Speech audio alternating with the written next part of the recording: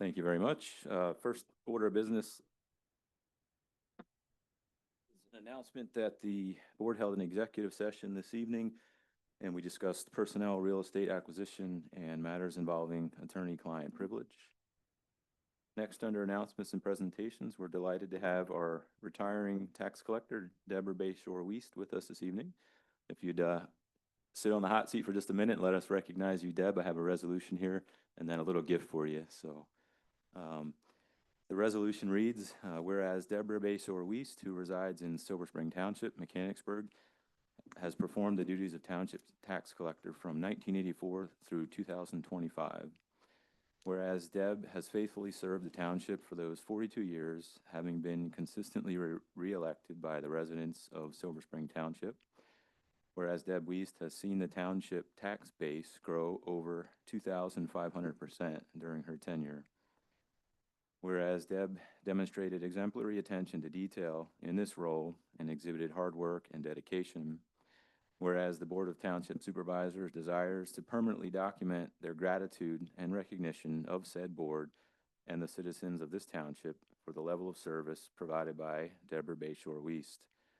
Now therefore be it resolved that the Board of Supervisors, in recognition of the excellence demonstrated by Deb, hereby commends her, and it be further resolved that this resolution be permanently entered upon the minutes of this, the November 19th, 2025 meeting of the Silver Spring Township Board of Supervisors, and that a copy which I'll deliver to you be delivered to Deb Wiest. If everyone would join me in thanking Deb for her service over the years.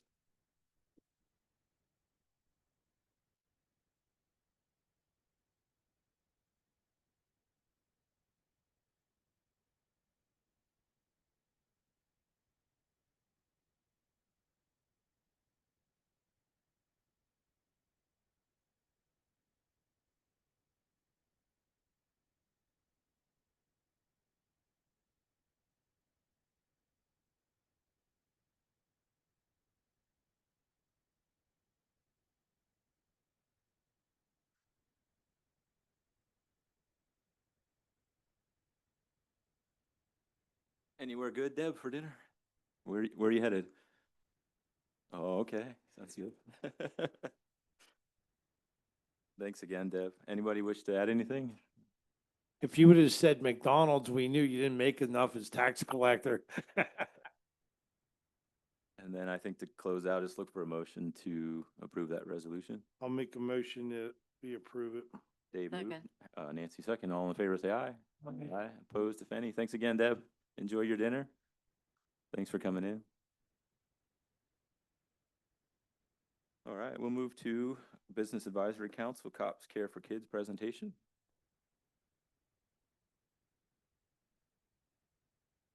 Good evening, sir.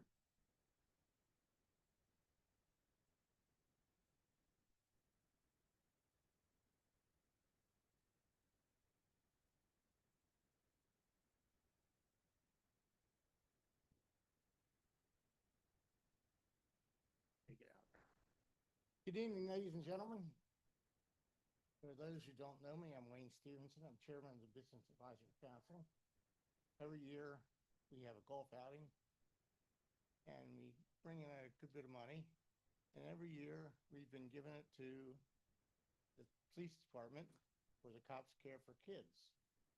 And this year we've been doing this for a long time. And I think we're over $140,000 that we've given the Cops Care for Kids over the years, and this year is no exception. We'd like to contribute $20,000 to the Cops Care.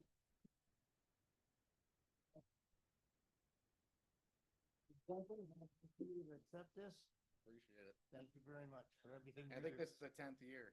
10th year. Yeah, we've done 11 years the first year. You know, we did it separate. Yeah. We did a small amount, but then for the past 10 years, we really took off. This year will be 31 kids. So, I mean, if you guys are aware, like we match up cop with less fortunate kids from Cumberland Valley, and they all get a couple $100 and we go shopping. You'd be amazed, like the kids don't buy for themselves. Like we have to make them buy something for themselves. They want to buy stuff for their sister, their brother, their parents. So, I think it helps the kids, but I think it helps our officers too.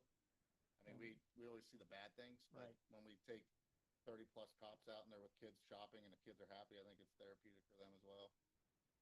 Really, greatly appreciate it. Very good. And when we know you use it for everything, she wants you to turn around there.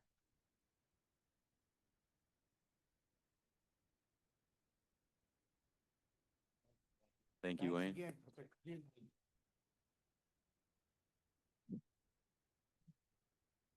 Wayne, thanks for your continued dedication to the cause.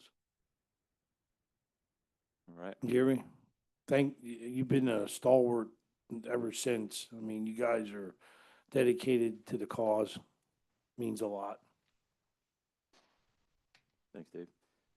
Next is an HSS project update. We have Mr. Rob Nuss with us this evening. Mr. Nuss, I'll give you the floor. Ready, Scott, can you pull up? Yep. So most of this update is more focused on the pedestrian tunnel that we are proposing at the high school. Just going to start off with a little bit of background on what we're doing. We're in preliminary engineering right now, and this is actually part of our public involvement program. Monday night, I gave a similar presentation at the school board meeting and answered questions from the school board and the residents there. Is this any better? It seems like it's on. I'm too tall. All right, we'll move it up here. We'll lean in. How's that? So for starters, this is on the Cumberland Valley website right now. There's two things on there I want to point out. One, there's a video. This video talks about pretty much everything that's been going on the south side of the Pike, the Costco, DAP Lane, all the improvements that have been going on because of the HSS and Costco developments. So there's a video on there. It's about 5 minutes long. I don't think we want to watch that tonight, but definitely if you want to have an update of where you're headed, you can watch just a little bit of it, Scott, if you want, just so people get a flavor for it. While he's doing that, the other link there is to a comment form. So this can be used by the board or anybody online or the public. If you have any comments on the pedestrian culvert that we're proposing, please fill that out and email it. The instructions are on that comment form. If you go, Scott, if you can zoom over to like 2 minutes and 42 seconds, somewhere in that area, I think. Yeah, shortly after this, you're actually going to see an artist rendering kind of fly through of what we're proposing here for the pedestrian culvert. So you can see that's the admin building for the high school. Some people are questioning, of course, why we're putting that curvature in there. It's just basically to get the ADA grades to work, getting this low to get underneath the Carlisle Pike. And it'll obviously go through the other side of the Pike, and could be steps there, we're not sure, but definitely another ADA ramp to tie into the trail system that HSS will be putting on their side of the road. So that's just what it could look like. Doesn't mean it's going to look like that. We'll work through with the Township, HSS, and the school with aesthetics, landscaping, and stuff like that. There's a comment form. It's really brief. Again, if anybody does have comments that we need to know about, we can consider them as we then move forward in the final design of this culvert. But if you can go to the presentation now, if you have that handy. I'm going to skip the first slide. The first slide is more for the school board. It was why we're doing this. I think the board is fully aware that we have a lot of housing and retail going on the south side and how that would tie in with the school. So we'll get right to the plans when they come up. Too many things. All right.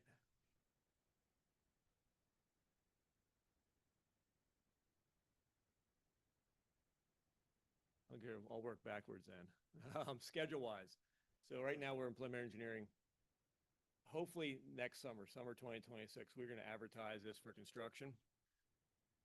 Probably pick a contractor sometime September, October range, and then we're going to gear that up for no construction until the following summer. So this won't be built until summer 2027. We were really trying to do it next summer, but the lead time for culverts these days is 9 months. So it's just, we're not going to make that. So we'll let the thing. We'll have it ready for construction. So as soon as school is out, May, June of 2027, they're going to start construction, and we're going to have it in the schedule. They have to be done before school starts in August of 2027. There we go. So this is what we're looking at right now. For those who can see it over on that side of the room, but the culvert's 8 by 14. It's a little bit bigger than the culvert that's over there at Winding Creek Elementary, if anybody's familiar with that culvert. but same concept, just a way to get between two areas of the school and the housing and the retail. Much safer than crossing at the Hemp Road intersection down at Carlisle Pike there. That's going to have 7 lanes at one point, so we really don't want pedestrians crossing there. In fact, there will be no pedestrian signs put up there. We do have it on a little bit of skew. That's just to avoid some utility impacts. So that red is the culvert. The red outside of the Carlisle Pike area are retaining walls. Again, we're going to work through with the school, color, texture, and what they want there. Hit the next slide then. Again, that's just kind of an artist rendering of what it could look like. Go to the next slide. Construction is what I really want to talk about a little bit, just so everybody's aware of what's going to happen. So again, school is not in session. That is a key here. So Carlisle Pike traffic will be a little less than normal. Stage 1, we're going to build the south side of Carlisle Pike. But in order to do that, we're going to shut the eastbound lane down to 1 lane. So instead of having 2 lanes eastbound, you're going to have 1 lane. You'll come through Dap Lane, merge into 1 lane. As soon as you're by the culvert location, you're going to open back up so you have all the lanes in at the Hemp Road Carlisle Pike signal. We've reviewed this with PennDOT. We could maintain 4 lanes at all time, but we're going to add months on the construction schedule, and we felt it was more important to have about a month of pain here with only 1 lane eastbound on the Carlisle Pike, but then we can get it done while school's not in session. So that's stage 1. Stage 2, obviously, pretty easy. We're going to flip it, build the north side. Beauty of this is by that time, we will have widened out and we can maintain all the lanes on the Carlisle Pike. So it's really only stage 1 that we're going to be looking at, 1 lane down there on the Pike. It's a pretty straightforward construction. Again, this is what I was starting to talk about. We're probably going to start construction. We're calling it June 1st right now. They can probably start earlier than that. And then by August 15th, we're going to mandate that Route 11 is back fully open to traffic. There's going to be miscellaneous things going on after that to clean up construction, but then hopefully by roughly end of September, we'll be done. So that is kind of where we're at, and that's where we're headed. And I'll open up to questions.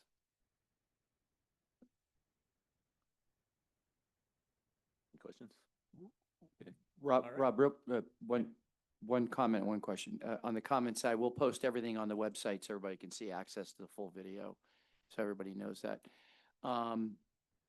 In the part that's in this presentation, we think the roundabout in 26 in the Fry area on Hemp will start to happen. Correct. So as of now, we do have that.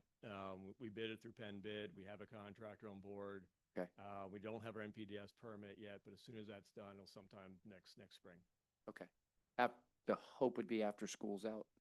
No, we've actually talked to the school about that. We're going to probably do it in the spring. Of course, we'll have to come to the board to ask permission to detour Hemp Road again. But why we want to do that is because we're trying to get the north piece built during the summer. Got it. So we'll try to get that piece built before summer, then build the north piece Okay. after that. Yeah. Thanks, Rob. Yep.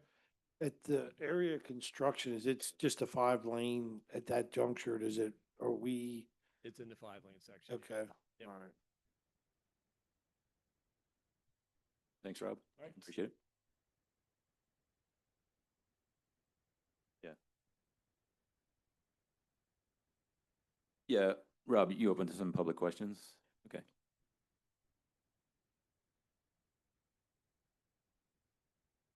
Ricky, if you want to come off mute, I see your hand. Oh, hi. Hi, can you hear me? We can.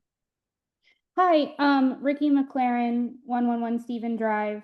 Thank you for this presentation. I'm so sorry, but I missed in the beginning. I think you said there was a place where you can submit public comment, feedback. Where is that going to be posted on our website? Ricky, we'll post it under our projects. Under your projects on the new website. Okay. Yeah. And then it looks like it's also going to be on the Cumberland Valley School District page. That's correct. Okay.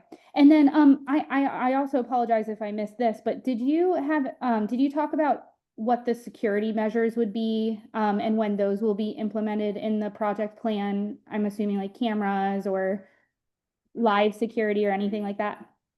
So we've been talking with Cumberland Valley about that. They do want to have security cameras and lighting. That'll be this spring that we work out all those details with CV. Okay. Thank you. Thanks, Ricky. Sir, we had a question.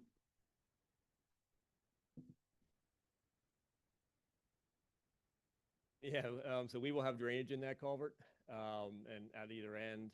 Fortunately, we have enough fall. I know it's very flat out there, but we have enough fall in the ground that we can get a pipe from there over to Hemp Road into that drainage system, and it should continue draining. Okay, any other questions?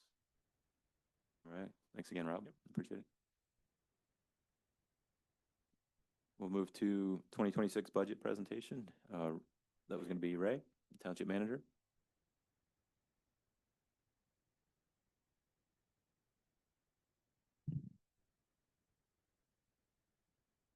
It's that time of year, in November, we bring the budget to the board that we spent just under 5 months of time.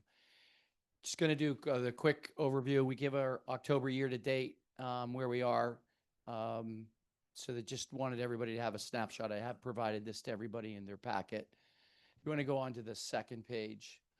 So in 2025, our budget was 15.7306.9, and in 2026, it's 16.752652, an increase of about 6.5% to the prior year, or $1 million increase. I'm going to talk a little bit about what's driving that. Again, the board knows that, but for the public to be aware why that has gone to where it is. Go ahead. Couple things. Not going to read them all because you all can read here. I will say to you that the issue that's going on in the country is going to affect the township, and that's called healthcare.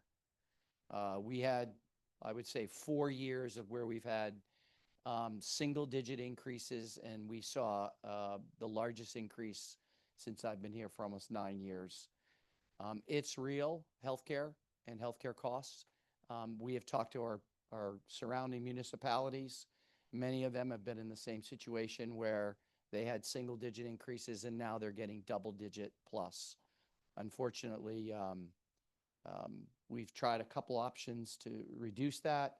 We have been able to take a little bit off where we originally got the quote, but that's a big hit. Is almost $500,000 in our healthcare. So that was one of the big challenges we faced on the cost side. The other stuff you can read, and in terms of costs, one of the things that we also will see on the revenue side, as you know, your revenue and expense has to equal, is on the revenue side, we're going to finish 2025 the largest permit year in permit revenue coming in that we've ever seen. We will not see that revenue coming in 25. We're going to see two things, and both are in opposite directions. One is we'll see the revenue go down versus 25, but what happens when you take the commercial end, you'll do the inspections in the following year as it goes along. So we'll see the expense of the commercial projects in 26. So we're going to have a reduction in revenue, and we're going to see a larger increase in the cost for the inspections of those buildings and the oversight. So that would be two things. And the last I'll share with you, which I'll talk in more detail, is we have the largest capital improvement plan that we've had ever. In fact, we're going to have to utilize some reserves to take care of these major capital projects, which I'll outline as we go through. Go ahead.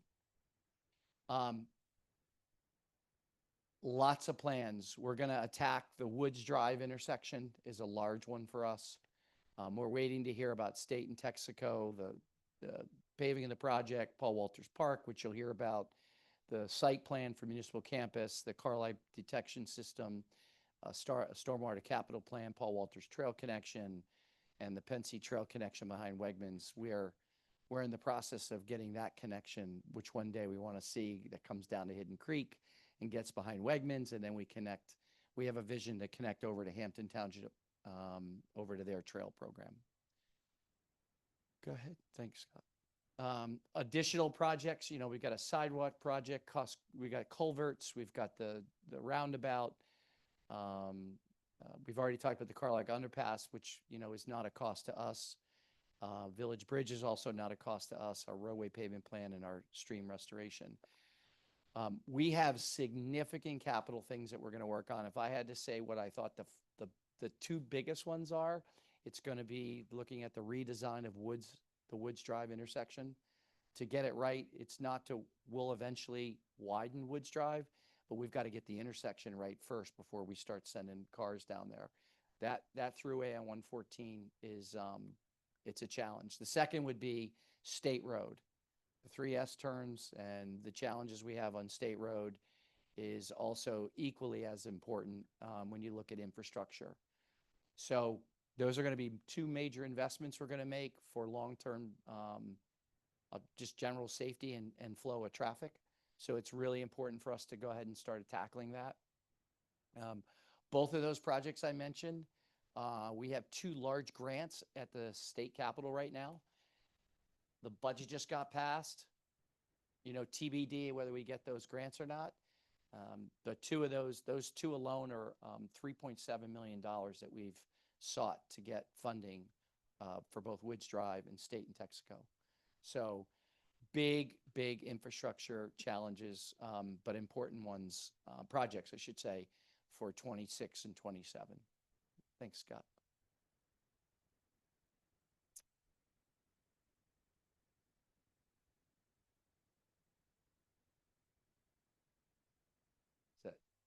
Missed that one? All right, we'll leave it at that. That's all right. You can, that's all right, Scott. We'll go down to the one you can see. It's all good.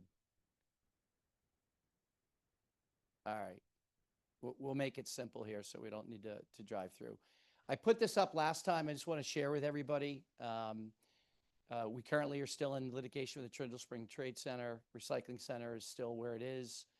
The Texaco rezone, which will happen in, that conversation will happen in December. And then we'll be working on the data warehouse ordinance. Get down. Want to show you a couple of projects, and then I'm just going to give everybody an update then just to wrap up the project. We finished Hidden Creek's pickleball courts.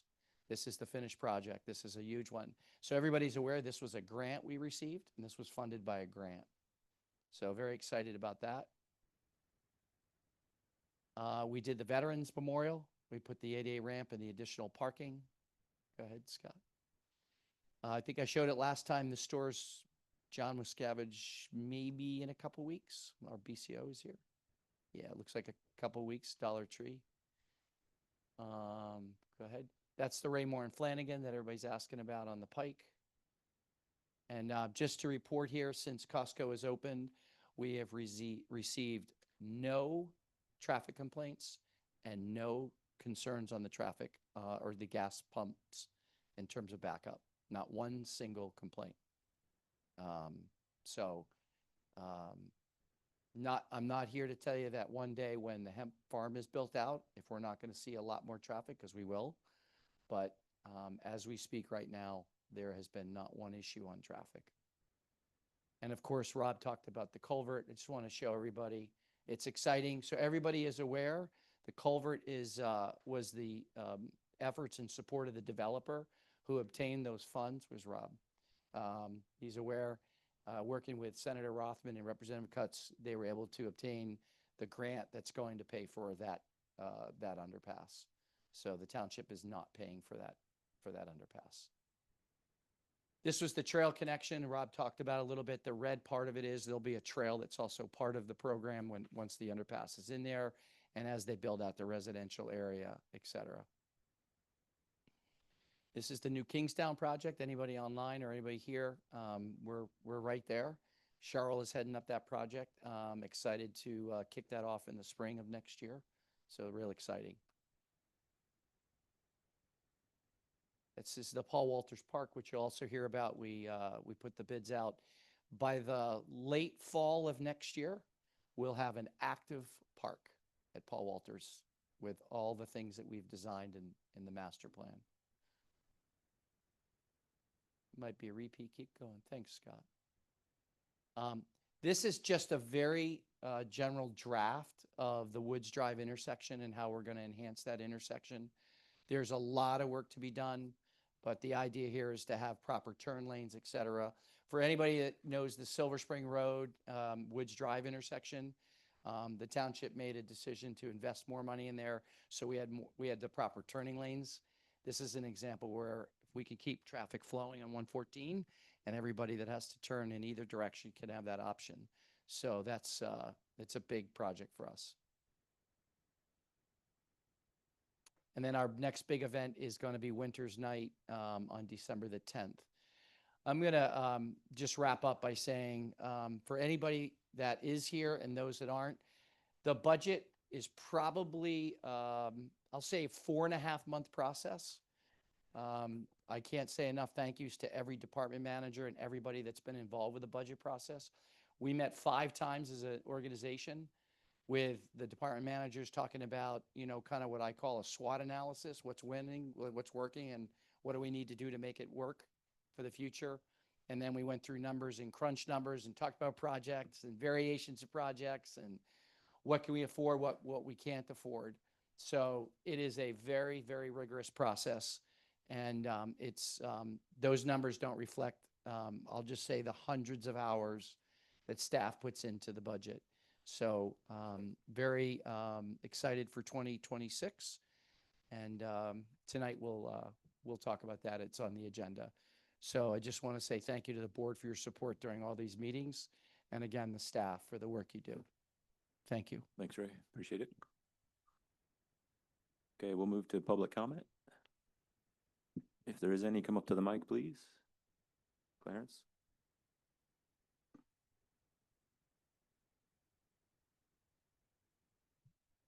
Clarence Boucher, 15 Warwick Circle. Could you bring the slide up? Because data centers have become such a big item for the township, I wanted to announce that the Clean Air Board of Central Pennsylvania is hosting tomorrow night online a discussion about data centers with an expert from Piedmont Environmental down in Virginia. Virginia is the densest area in the world for data centers. They've learned a lot. So I think there'll be a lot of good discussion coming out of that. Information is up on the slide if anybody wants to take a picture of that and join. It is open to the entire public. So that's there. I also wanted to thank the supervisors and the staff. I saw on the consent agenda 5A and 5B that we've added back time extensions. So it gives us an opportunity now to track those when a land development is being extended beyond what we originally expected. That just makes it easier for the public to double check and make sure and keep track of things. So thank you. Thanks, Clarence. Thanks for your input. Other public comment? Seeing none. Anybody online? Vicky, go ahead. Hi, can you all hear me? We can. Okay, great. Sorry, I think I'm a little delayed, so I'm sorry if I'm coming through late. I just have a couple quick things. First, I don't think that this needs to be resolved today by any means, but I was wondering if the chair could take a look at procedure for the next Board of Supervisor meeting. I see that the chat was disabled for online participants, and we're also not able to chat Scott, who's running the online portion of this directly. And I think that might pose some issues for, real-time points of order or points of personal privileges, like if we can't hear or something like that. I did email, the Silver Spring Township info, so maybe that's a separate option, but I just wanted to bring it to your attention. I also wanted to thank Ray Palmer for in his updates, giving the updates on the ongoing litigations and the progress and the status of the rezoning project off of Texaco. That was actually 2 of the things that I was going to ask about. So I really appreciated that being in the township manager report. And I would love to see that continued if possible. I was going to ask if 2 things could be removed from the consent agenda. Basically just because I was curious if someone could explain what they were and allow opportunity for questions from the public if there are questions. And that's new business 6B, the residential rental dwelling unit license and inspection one. And then 6E, the Costco wholesale LLC post-development traffic agreement. I'm not saying I have public comment, but if those could be removed and if they could be explained, and then if there could be just a quick opportunity for public comment or questions, that would be great. And then I also just wanted to confirm that for subdivision and land development 2, the text amendment regarding solar farms, will there be opportunity for public comment on that too, if desired? And that's it. So I guess that my question is just, if there's opportunity for public comments on those, if they're removed and presented.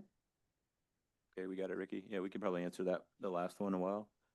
Yeah, last one, there would be, if you would like, John Wiskavich, BCO, is here to talk about what 6B is about. We could do that now. Let's finish public comment. Okay, sorry. Or, yeah, it's a good idea. No, it's okay. We can wait. Okay, we'll wait. Yeah, we'll keep it on the category. Okay, any other public comment? We'll come back to those two, Ricky. Okay, thank you. Anybody else got? All right, I think we're gonna go that way anyway, Ray, so Yeah. we can move into those. Yeah, no problem. So 6B is seeking the board's approval to advertise. I'm going to have John just make a couple general comments of the intent of 6B.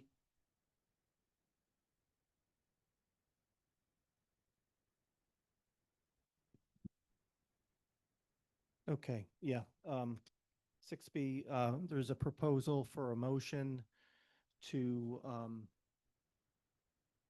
advertise for a rental inspection ordinance, along with inspections. It would entail residential landlords to register for their rental units, followed up by inspection every 3 years.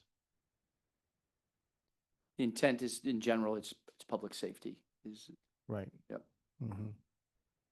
So there's a handful of items in the ordinance that's being proposed for the interior and the exterior. That's listed in the ordinance. Safety items such as smoke detectors, rails, outside items as far as making sure that your outside receptacles have GFCI protection, exterior guardrails, so forth. So what will be in front is just to approve when you, if you do, as the board, will be for the consent. Okay. 6E, I'm going to have Solicitor Schultz just give just a quick summary of what 6E is about. And 6E is an agreement with Costco to do a couple of things now that the store is open, and it's to ensure, excuse me, ensure that traffic that the development is generating is being accommodated properly. So one, it requires the developer to do new traffic counts to ensure that there's proper signal optimization at Route 11, Hempton, and the Cumberland Valley School District driveway. And in addition to that, it may require, assuming warrants would be met, signalization at Roaring Fork in the future. I know JJ has been involved in that. If there's any further detail on that, I'll pitch it over to JJ. Ricky, did you have any other questions based on that summary? Nope, I don't think so. Thank you for that. You're welcome. All right. Anybody? We're in consent agenda now, so any board members have any comments or questions? Go ahead, Harry. Okay, this is on item number 4A, Traditions of America. I guess the question that I have, and maybe Ray, you can answer this, does this include the fulfillment of MS4? I know they've been having problems with the MS4 areas over there. I can speak on that, Harry, if you don't mind. So the remaining financial security left for Traditions America held by the township is regarding line striping. And per our field visits, all line striping have been installed in accordance with the final and approved land development plans. So therefore, it is the township's obligation to release that monies. Regarding the stormwater on site, The Conservation District recently denied the notice of termination for the NPDS permit. That is entirely in the county's court. Myself, HRG, and I believe Township are not involved in that process. Okay. Thanks, JJ. Yep. Dave, anything? Yeah, well, I'm gonna start with we'll let it the October 21st, 2025 minutes. Page 2 should be changed to the amount of rock, not the type of rock in that paragraph pertaining to the work for the new municipal complex. It says type of rock, it should be the amount of rock. Also, page 4, this is for the BOS. We've been paying $6,500 to Long and Nyquist. I really don't see what we're getting out of that. I was against it in the beginning. I mean, we talked about the amount of capital improvement money we're spending this year. That's 6,500 times 12. It's a lot of money we're spending on a lobby firm, and I don't think we're getting anything out of it. I would hope that we can maybe look to phase out of that. So that's just a comment. I would like to see 5B, 5E, 6B, 6D, and 6F be discussed outside. 5B is mainly a question, and this would probably be, I don't know, for Scott, on that extension, how many extensions can we give on that? Because I think we were told last time they thought that was the last one. So this extension is for the land development plan itself, not for the conditional use. You've done conditional use extensions. This is for plan review. So Okay. this one's different. They still are within their extension for their conditional use. That's where I was wondering, we just granted them. Yeah, on how- that's for the actual use Okay, for the land development we'll plan. take care of that, so, but,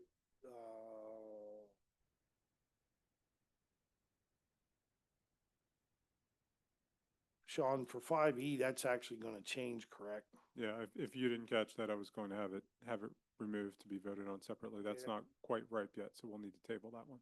Okay, so that's gonna be removed then. Right, remove for a separate vote on a Okay, that's table. what I wanted to make sure, 6B.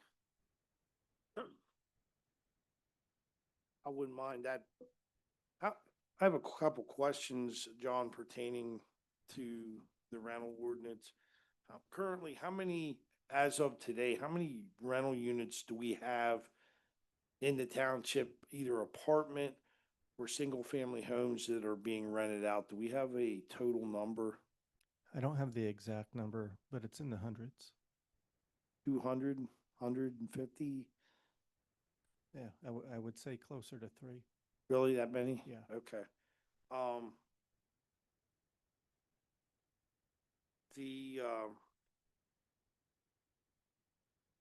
Oh, and Dave, just a side note, we do see an increase of residential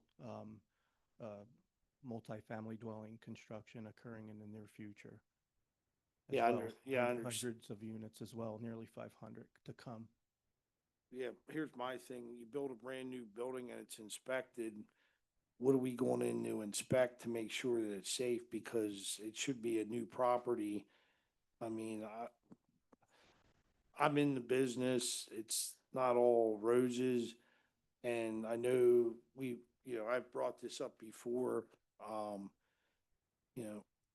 think there's a fine line because you go in, and I do agree, safety items, like things that can result in electrocution or fire, I agree with.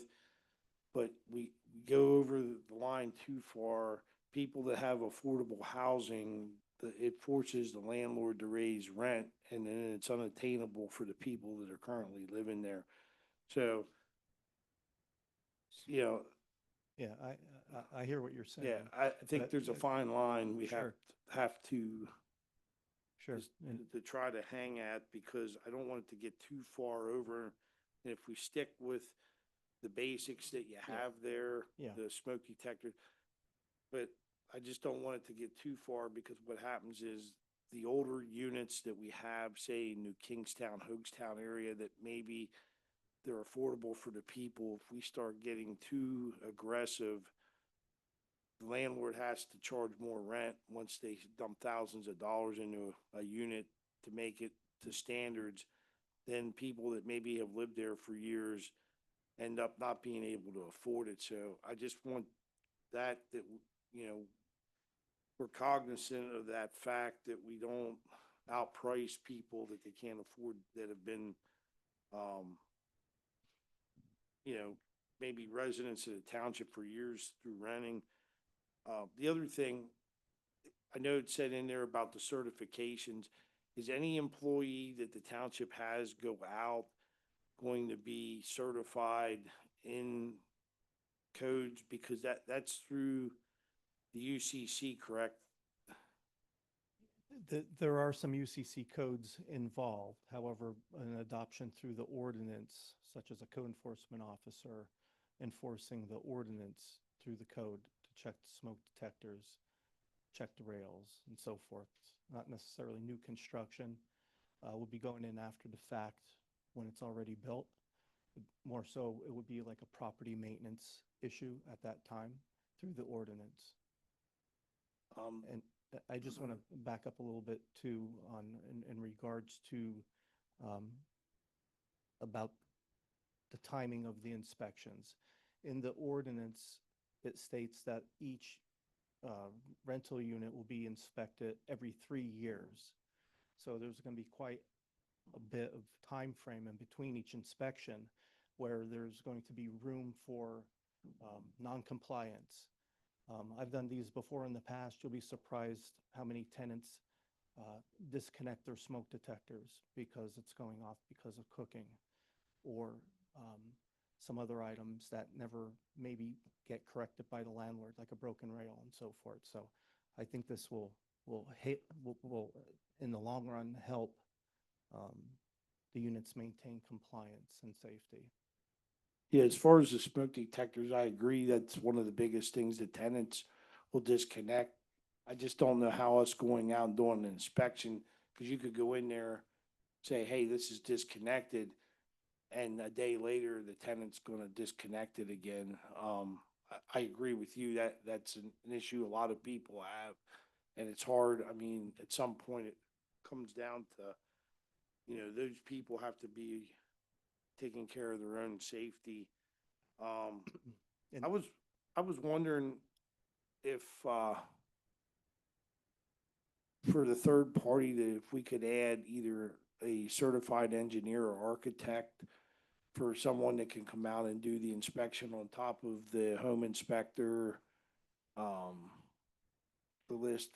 yeah, in the ordinance, it does state that in lieu of the township inspector, that the property owner can hire his own private third party as long as they inspect it by the deadline of when the inspection's due by the township, and that their inspections include all of the items listed in the ordinance. But yeah, it didn't have them specifically listed though.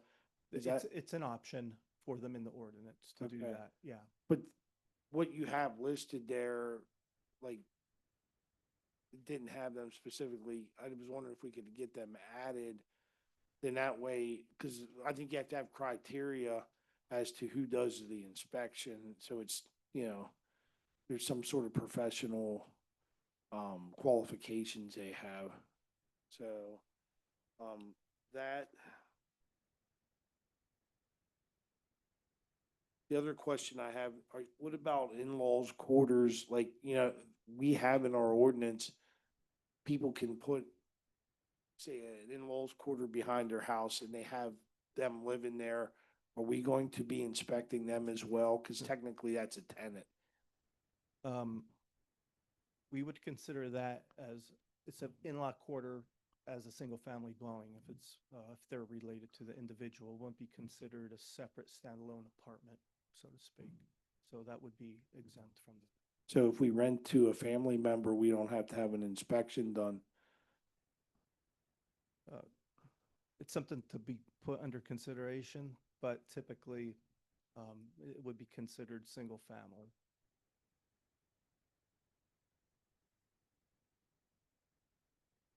Okay, and then the one thing I read in there, if something is pre-existing and it met the code at the time, we're not going to do an enforcement. It'll, as I take it, if there's not a handrail, there needs to be one, and or a guardrail type installation required, it'll have to meet. But if there's existing items there, they will not be required to do upgrades to come to current.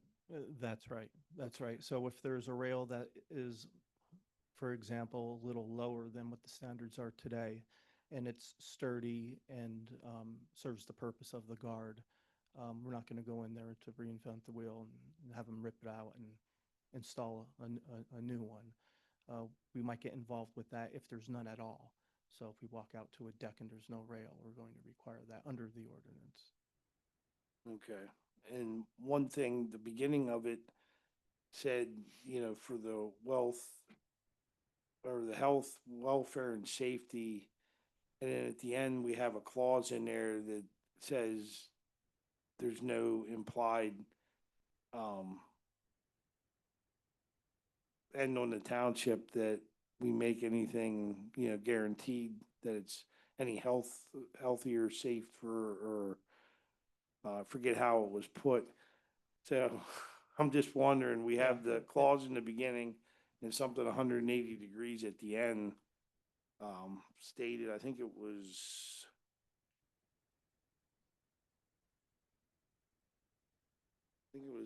7B, or maybe in it, at the end, there was a statement that kind of exonerated the township. So that's my only comment. Like, if you read the whole thing, you have it at the beginning, the purpose of it is for that, but then in the end, there's. And I think that more so covers the aspect where if we would come in to do an inspection, and like I said, we're not coming back for 3 years. If something else happens during that time period where a tenant might disconnect a smoke detector or something might happen after the fact, after we left, that's what I believe that might be referring to, just so the township's not liable for anything that might happen after we go through. Okay.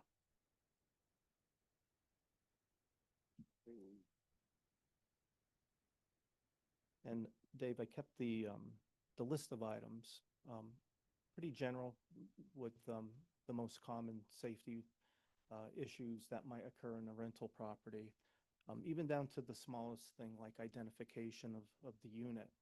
For emergency purposes, there might sometimes the tenants remove their addresses from the building, or if they're inside a multifamily dwelling, if it's apartment A, if it falls off, never gets put back on. So that will ensure identification as well for emergency purposes. And one thing, we have the 10 days listed. I was wondering, 30 days maybe for people to notify when someone moves out. And the only reason I bring that up is just a lot of people that you get into the smaller rental units that have other jobs and or have other commitments. 10 days, even same if you're dealing with a district justice issue with a tenant and then they get put back in, if the tenant takes or the landlord to district justice court, I think 30 days might be better for vacation of a tenant. Sure, So, that would be no problem to adjust that. okay. So they're the comments I have. I was wondering if we can pull this out for a separate vote from the consent agenda. Yeah, I've pulled 5E, 6B, D, E, and F so far. Yeah, well, I just mainly that I had questions on the other ones, but 6B, I'd like to, for this, I would like to see that pulled, so. Okay. Well, yeah, let's pull those, and then if there's any other discussion, if not, we'll move on consent, and then we can move on those 5 individually. Yeah, well, the only one those other ones I mainly had questions on, they were answered, so Okay. 6B would be the one I'd like to see. So pulled it's only separate. 6B at this point. Yeah, yeah. So. And Okay. then the last item I had discussion on was 6F. JJ, have you talked to staff when we spoke on the phone about the possibility of doing the remediation of the scouring to prevent Tobias time on that north bridge at Cost Road? Has that been discussed with staff? I sent a summary of potential remediations to the Cost Road area to Ray and Cheryl. I don't know, Ray, if you want to. Yeah, and I provided that to the board, probably 2.5 weeks. Yeah. Yeah, my thing is, I don't understand when that was, JJ said and there was more than one inspection report that, that was identified. If staff would have, whoever was handling that at the time, I feel like they didn't do their part because we could have went in there and corrected that. The longer you let that go, the bigger the problem is. And so I feel that, I know a few years ago, Nancy was on the board. One of the things I pushed was for even our regular employees to go to the basic, it's a bridge inspection through LTAP. And it was supposed to be 1 or 2 people. The whole crew ended up going. We still have those people there. They should be even going out and doing visuals on this. Because we're gonna be spending more money potentially if we allow this to continue, or if we went in there and remediated it, we could buy time. So especially with the money issues we have. So that's my point. I feel like people aren't doing their job that should be doing their job. Like that should have been identified in that report, and they should have taken corrective measures right away. So. I will say on that point, this is the first report where identified, quote, immediate action, but to your point, that there could have been remediation previously to not let it get to this point. Yeah, hit a problem while it's small instead of letting it snowball and become a big one. That's my point. Yep. So that was just a comment on that. So mainly, Carl, the only thing I'd like to see pulled out would be the 6B. 6B, and we'll keep 5E out for separate action. That was the dedication. Yep. Yeah, but that's because, everything that's was separate. changed Okay. on that. And then maybe just a quick discussion on 6D, which is the Liggett investment. I think really any update on the next permit cycle, I think we're really just waiting on direction from DEP as far as what our requirements are. That is correct. Okay. There's two major things going on right now. DEP is almost 2 years into no permit. And secondly is, as the board knows and anybody follows it, there's a major litigation case regarding Westchester University, and has not been determined. And some of that may have some ramification. So we run the risk of, if we do projects now, we may not get credit once those DEP That is- requirements are issued. That is correct, Okay. because we don't know what the criteria is that they're asking for. Okay.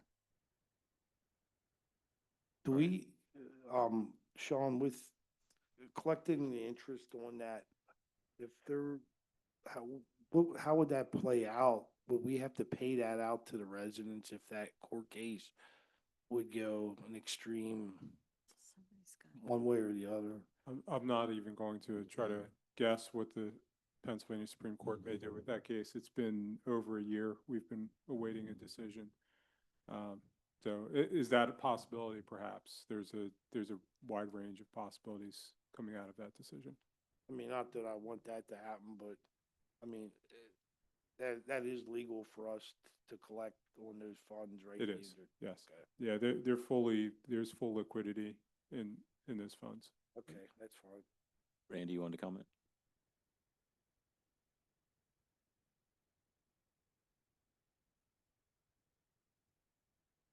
Randy Duncan, Green Ridge Road.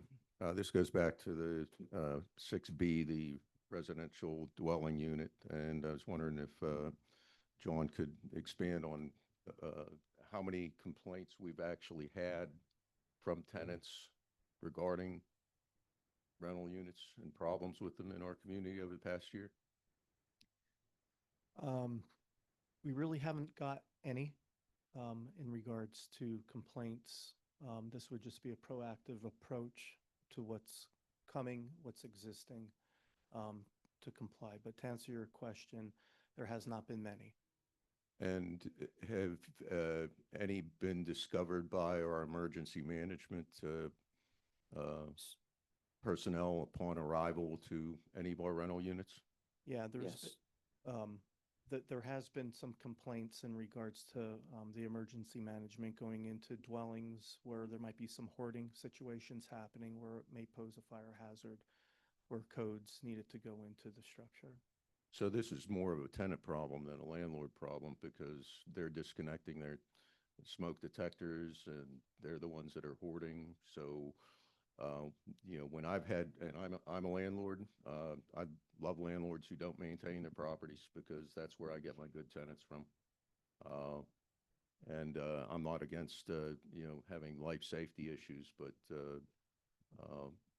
you know, having assistance in getting tenants evicted. And in the past, 30 years ago or so, when a tenant would have a problem like that, there'd be a condemnation sticker and, you know, 48 hours and they're out. Are we willing to get rid of tenants like that?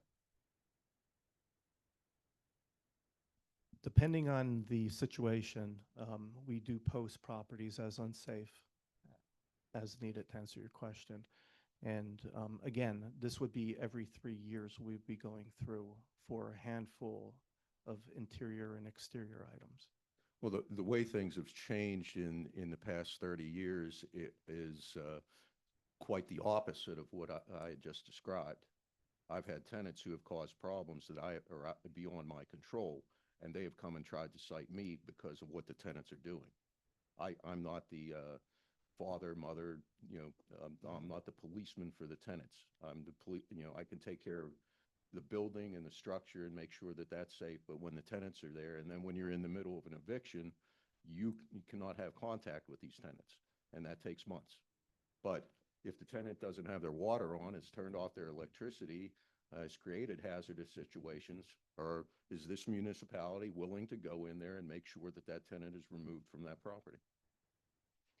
Under the UCC, if a property is tagged as unsafe, there is a law that I could place an order to vacate. Okay, Yes. thank you. Does this apply to Airbnbs?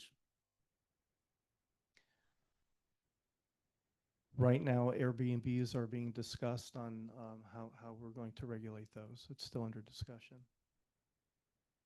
But it is not included in the ordinance. There are some exceptions. We would view an Airbnb as a transient dwelling. Then there is a clause in there where hotels and motels are exempt from those units. The hotels and motels, and are they paying their tourism tax? I forget the exact term from it, but I'm sorry. It's a hotel tax. A hotel tax, because that's right now they're skating by that. I asked our tax collector about certain properties that showed up pinned on Google, and we had no record of them running as a business.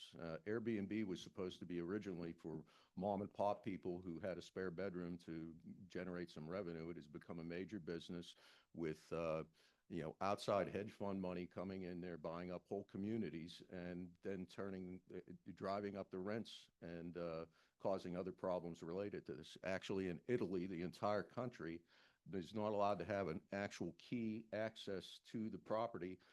When you show up for your rental in Italy, it has gotten so bad, you have to go to the police department and have a background check done, and then they will hand you over the key. Same thing's going on in Spain, because gangs have taken over some of these areas and use them to surveil properties or communities, or actually operated right out of the unit while they were there. And then, you know, in other places like in Pittsburgh, There's still unsolved murders because these places have been turned into parties, centrals for, people who have rented them. Sometimes intentionally, sometimes inadvertently, because they don't know how vast Facebook is when they post that they're having a party. So I'm not seeing any controls over the past years regarding what we're doing with the Airbnbs, and they call them rentals, so that they're self-described. Yeah, it's something definitely we need to explore into more. Yeah, I know the county was concerned that they're losing revenue, and it's an unfair advantage, a disadvantage to the legitimate hotels that are out there renting these properties out, and there's no control over where these places go. So I hear everything you're saying. all right, Thanks, thank Randy. you all. Appreciate Yeah, it. one other thing, I look at people that rent are actually getting different regulations against them than the individual homeowners. And, like, if we're gonna live in a free country, if we're going in on them about hoarding and somebody owns a single family house and we're saying, well, you can live and let live how you want, why do not we give people that are renting the same option? I believe we live in a country of free live and let live. Whatever you do inside your house is your business. If the fire company comes in a fire and they cannot do their trained entry and it creates a safety issue, then you pull out. I believe people have choices to live, whether it's healthy or unhealthy. Like, I believe live and let live as long as it doesn't affect the neighbors. And So- myself, I'm also a contractor. I've been into properties where I could not carry a toolbox because that's how densely packed if you haven't seen one of these places, that's how densely packed. You go in there into a second floor bathroom and you have to go up the stairs sideways because you can't fit up there. You get into the bathroom, you can only work on the sink one day because there's so much stuff in there that they have to rotate it around so you get to the commode to work on the commode the following day. Thanks, Randy. And I don't know how our emergency responders can get to these places, Dave, with the the fact that they're apparatus and stuff, and I know they have a will and to serve and do it, and they don't want to come away empty-handed. So that's a problem. So We got it, Randy. Thanks. Appreciate it. Yeah. Thanks, Randy. Okay. Who is it? Victoria, go ahead.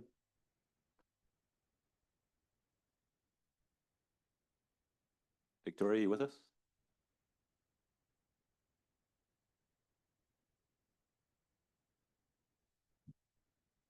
Sorry about that. I just have a couple quick questions. The township collect a rental fee yearly for landlords regarding rental properties of any kind? No, we don't. The ordinance would specify a fee would be paid every 3 years. So the rental fee to landlords is every 3 years? That's correct. And with the inspections that you're talking about of the rental properties, does that include the fire code inspections? Or is that not, do we not, as a township, not have anything like that? Yeah, our public safety director does conduct fire code inspections, mostly zoning in on commercial properties. So in other words, a lot of rental properties are not hardwired directly to like the fire department and monitored. I'm sorry, can you repeat your question? So in other words, a rental property, there's a possibility that it would not be hardwired for, and hardwired directly to the fire department, which would require the landlord to have a monitoring fee. And every time that there's something that happens, whether the electric goes out or something, the property is basically left they call you and you have to go, you have to get in touch with them to rectify, that somebody's either tampered with something, whether a tenant has cooked on the stove, for instance, and taken the batteries out of a fire detector. We don't have anything that indicates that these fire detectors should be hardwired into the fire company by the landlord. It's Well, kind of a protection for everybody. What the ordinance would cover would be existing buildings, and this inspection will be more so as a maintenance inspection. So, for example, if it would be a multifamily dwelling where they might be hardwired and we go in there and they're not interconnected at that time, it would be more so of a maintenance issue where we call out for that correction. If it's just an older dwelling that's being rented where we have battery operated smoke detectors, we would not require them to be hardwired and connected to the fire department. John, commercially though, we do have automatic fire alarms when it comes to hotels and things like that. I think maybe that's what Victoria's driving at there. Yeah. Again, hotels, motels would be exempt from that. Right, and I understand that. I'm just thinking of rentals in general. There are people who in certain areas are just renting their homes out. Excuse me. For a year at a time, and maybe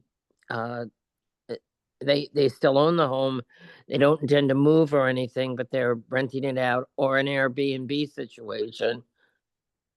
So that's why I'm asking about the rental fees on a yearly basis rather than an inspection done in connection with granting the rental license to the landlord.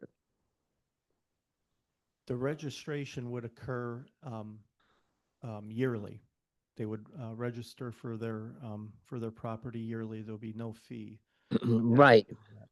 And then again, inspected every 3 years. Victoria, I do want to mention too, this is just a motion to advertise, so there'll be additional time to study the actual provision. Okay, that's fine. I was just trying to understand some of the basics of it. Yeah, we'll publish this just assuming the board moves on it to advertise. But, Okay, appreciate your questions. Yeah, you'll have more time to study what's actually in it and then. thank you. Any questions or concerns? Thank you for your questions. All right. Okay, so we pulled 5E and 6B. Let's move on consent agenda excluding those two items. Is there a motion? Motion to approve. Nancy moved. Do I have a second? Second. Laura second. All in favor say aye. Aye. Opposed, if any, that motion carries. 5E, I believe we'd be looking for a table. Solicitor Schultz, did you want to comment any further? No, it's as simple as it's not ready to be accepted at this point. I'll look for a motion to table. I'll make a motion to table 5E. Movement on the table. Is there a second? Second. Harry second. All in favor say aye. Aye. Opposed, if any, that motion carries. And 6B is the rental ordinance that we've been discussing. This is to approve an advertisement, potentially with two changes. Supervisor Lanker suggested a 30-day adjustment and then potentially some additional credentials. John, I don't know if you heard any exact changes on those. Might be something that the board could consider if those were value. I can make those adjustments. Okay. All right, so pending those two adjustments, is there a motion? I'll make a motion to approve. Nancy moved. Do I have a second? Second. Harry second. All in favor say aye. Aye. Aye. Opposed, if any, that motion carries. Moving on to subdivision and land development, we have 24 Sagecrest Circle. This is a waiver request for dewatering. Anything from staff? Do we have a representative? Okay, questions from the board?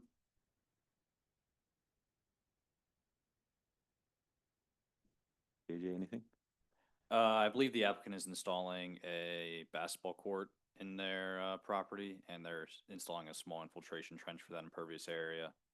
As with most applications these days, stormwater facilities dewater in less time than 24 hours. So we're okay with that because the new MS4 ordinance that's going to come out that we've seen in draft form gets rid of that provision for having it be 24 hours. It can be between 0 to 72.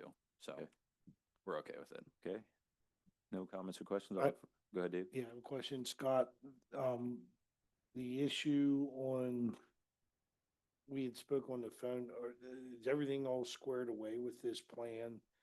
With light pollution and all that, was that? Yes, I believe part of the zoning hearing board decision for that, it was for all those things to be taken care of. I haven't heard anything since. Okay, I just wanted to clarify, so that Yeah, look for a motion on that waiver. I'll make a motion to approve that. Dave moved. Do we have a second? Second. Nancy second. All in favor, say aye. Aye. Opposed, if any, that motion carries.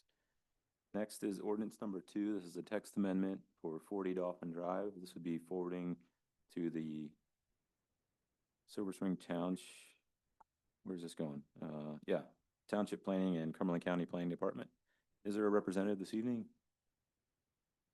Who want to speak? Go ahead. This is just an application we have, need to change the language in the ordinance. So it's just for a text amendment. Because right now, the ordinance allows the solar on the rooftops of light industrial, but not in the industrial. And so we're just wanting this to be forwarded on for consideration. Okay, thank you. Any comments or questions? Dave?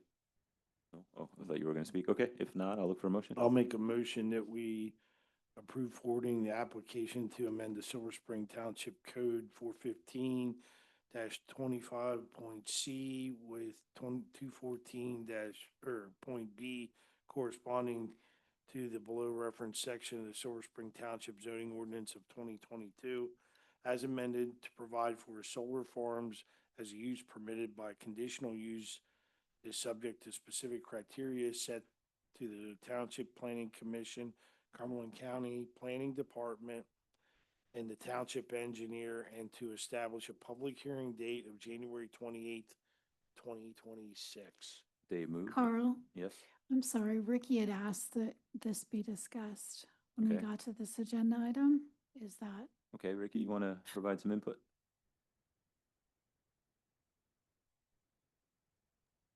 Hi, folks. I am mid bedtime and I just heard my name and don't know what we're talking about, so please just ignore me. And I apologize. That's okay. Supervisor Brown suggested you may have some input on the text amendment for the solar and I-2, if you're able. You'll have time to comment on it as well. We're not adopting it this evening. Okay, I'll just wait for that. I'm really sorry. That's okay. All right. Did you want to add anything else, Laura? No, she had mentioned about talking about that, so I just wanted to put that forward.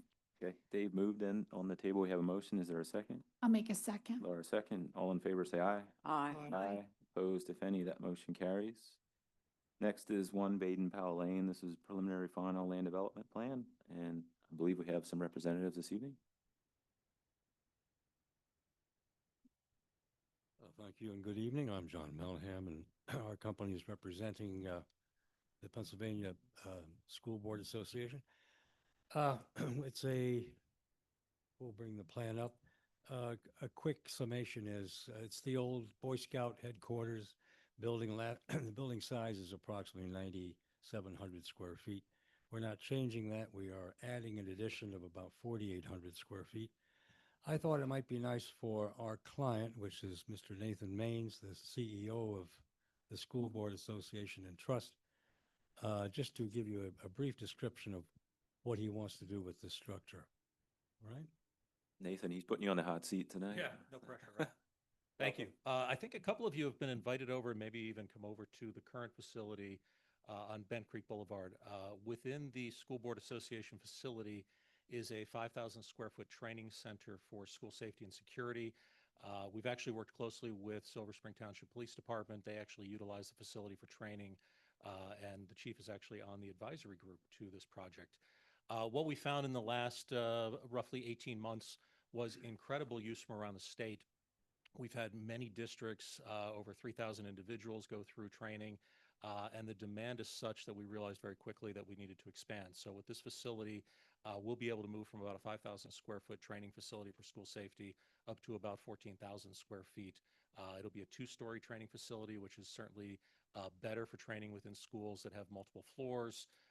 Part of the structure, if you see what John and the team have developed, includes being able to bring vehicles, including school buses, indoors for training to look at safety scenarios within busing. So really, it's a comprehensive safety training center using high-tech simulations.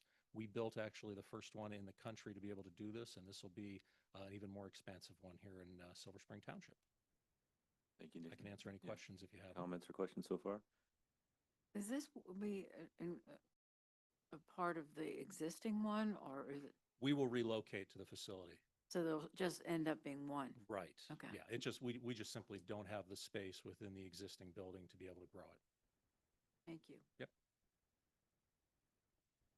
Okay, Great, thank you. good so far. Thank you.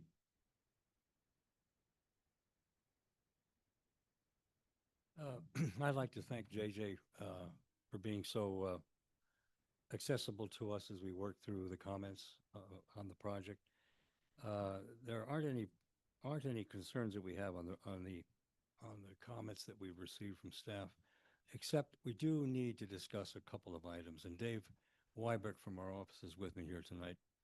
And principally, it is the matter of the question of we are being asked to do a stream restoration project as part of this approval process. We need clarification on that.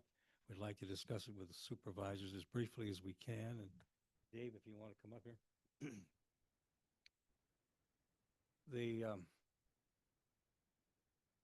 You want to have a few words here. Yeah, I mean, we have a plan that's in pretty good shape. We're down what I think are three issues. John mentioned the stream restoration. There's also a comment from HRG about the pipe in the building. And then there was, the third issue was, according to your ordinance, this may be considered a hot spot. Although, if that's a hot spot, this building and parking lot is also a hot spot because it's almost the exact same thing. I don't consider this any kind of, now, the ordinance mentions garages and junkyards. I can understand that's a hot spot. It's just a regular parking lot. I don't think there's anything that we need to do extra to do any kind of a treatment train. That's the way your ordinance is written. That's the first issue. The pipe under the building, in order to make this site work and not have to do two detention ponds, if we were able to redirect the drainage, the roof drainage from the existing building and put it into one detention pond, that would eliminate the need for a second one and result in a lot less disturbance. In order to do that, we have to take a pipe from the downspout of the new expansion, run it under the building slab, and put it into the detention pond. The comment is that you're not allowed to do that. I do not consider that pipe a storm sewer. It is a self-contained piping system that only drains the roof water. If that is considered a storm sewer, then I'd also have to request a waiver, another waiver request, because the minimum pipe size for a storm sewer is 15 inches. I consider this the same as a residential garage with a floor drain that takes it out to daylight. And that's underneath the slab, and it's the exact same thing. With regards to the stream restoration, it's in the stormwater ordinance, so we can request a waiver. And I would ask that if you could please bring up the one slide that superimposes the apartments next to our project. We are not working anywhere near the stream. The stream is over on the left side of your screen, and all the work that is being done here is over on the right-hand side of the screen by that existing square building. We are nowhere near the stream. And so what we offered in lieu of doing, first of all, the ordinance doesn't even define what a stream restoration project is. Restore it to what? But since we're so far removed, our idea was instead of, in order to get the waiver, a justification for that is we'd place it in a permanent conservation, riparian, whatever you want to call it. It would be a permanent easement, so it can never be disturbed. John and I walked down there one weekend, and I can't in good conscience show any kind of plan that would bring equipment down there and destroy that pristine environment. I don't think it's necessary, and I think you should really reconsider that and grant a waiver for this. And other than that, they're the only issues. There were some minor comments on the plan, but they're the only unresolved issues at this point, and we need guidance from you guys how to move forward. Let me add a few things on the matter of a roof drain under the slab. This, as we've mentioned to staff, this is routinely done with a number of projects, and not just that we have. We do a fair bit of hotel work, and a lot of the hotel franchisors, they send you the designs, and it's routine to have. In fact, it's a requirement on part of Hilton to have a central spine under the slab to take your roof drains. It's a separate system, as Dave has said. It doesn't take any site drainage. It's simply off the roof. It's all stormwater, yes, but the system is different.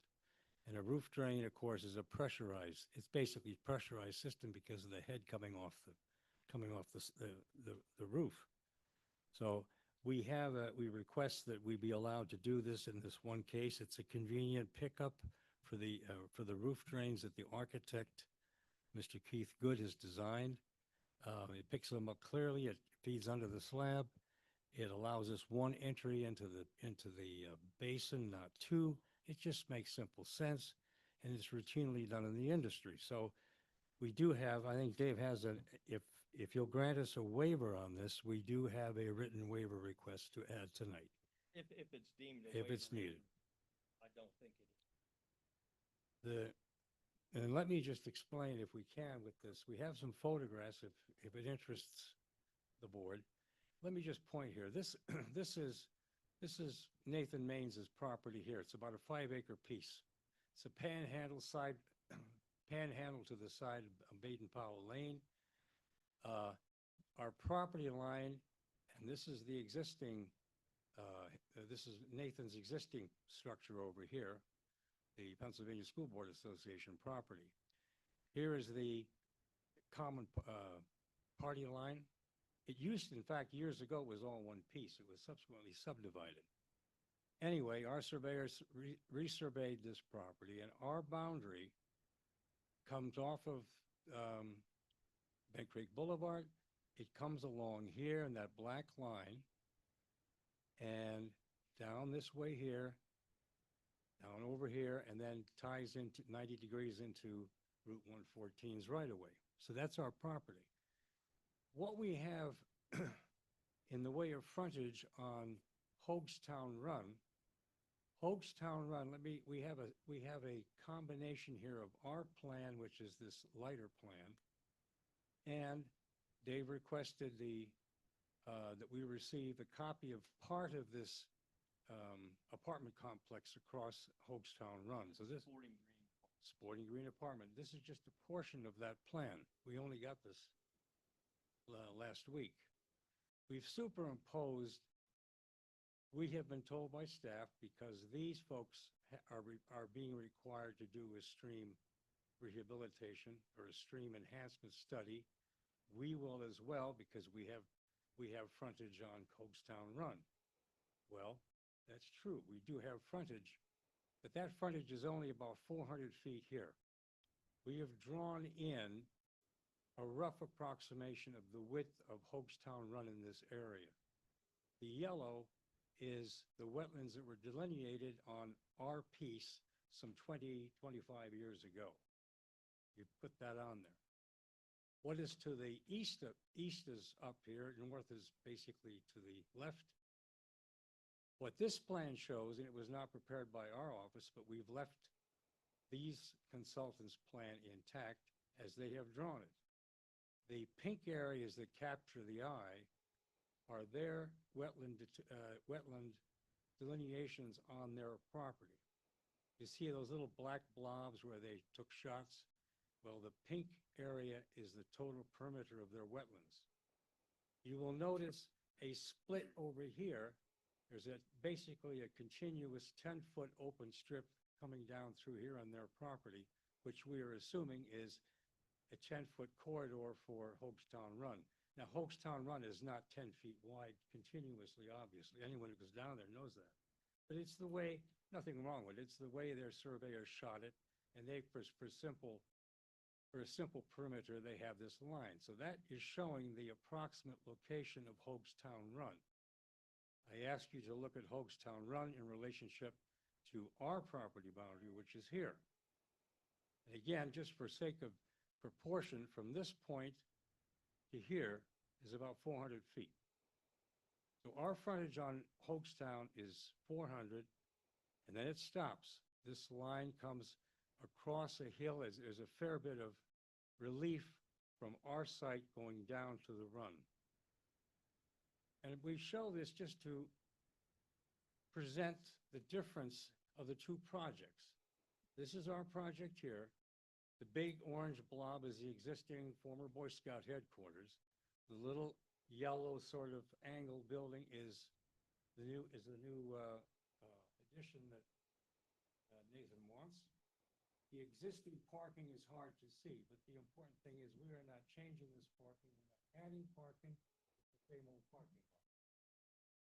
We did create, as Nathan mentioned, you can't see it very well from this point, but those of you who remember the Boy Scout headquarters or who have been down here, there are two parking lots, one along here, a small one that is perpendicular to it. We're keeping both of those intact. We've only added an access lane for the bus vehicle that Nathan mentioned. It has to do with part of this training session. So that's all we've done. We're putting on an addition. We've restriped the parking lot. We've changed some landscaping a little bit. Biggest construction that we're doing is the parking lot, is the detention basin, which is this area here. Dave has designed that. I mention that because our discharge from here to the creek is about 270 feet. Now, what's that discharge going along? It's going along the existing tree line here. Forgive me my back, I'm blocking anyone's view. The discharge goes along the existing tree line and edge of parking lot. We were putting a standing curb along there, standing proud as a deflector to keep it in conjunction with our discussions with JJ to have the discharge. And that discharge is over the 100-year event. This pond holds the 100-year storm. So the discharge going down is all through existing vegetation, and all this is steep hills, but very, very well vegetated. So it's buffered by the time it gets to the creek. In contrast, and I'm not saying anything negative about this project. These are the apartment buildings they closed. Parking lots are along their perimeter. Those parking lots are supported, elevated above grade by retaining walls. Nothing new, nothing different than that.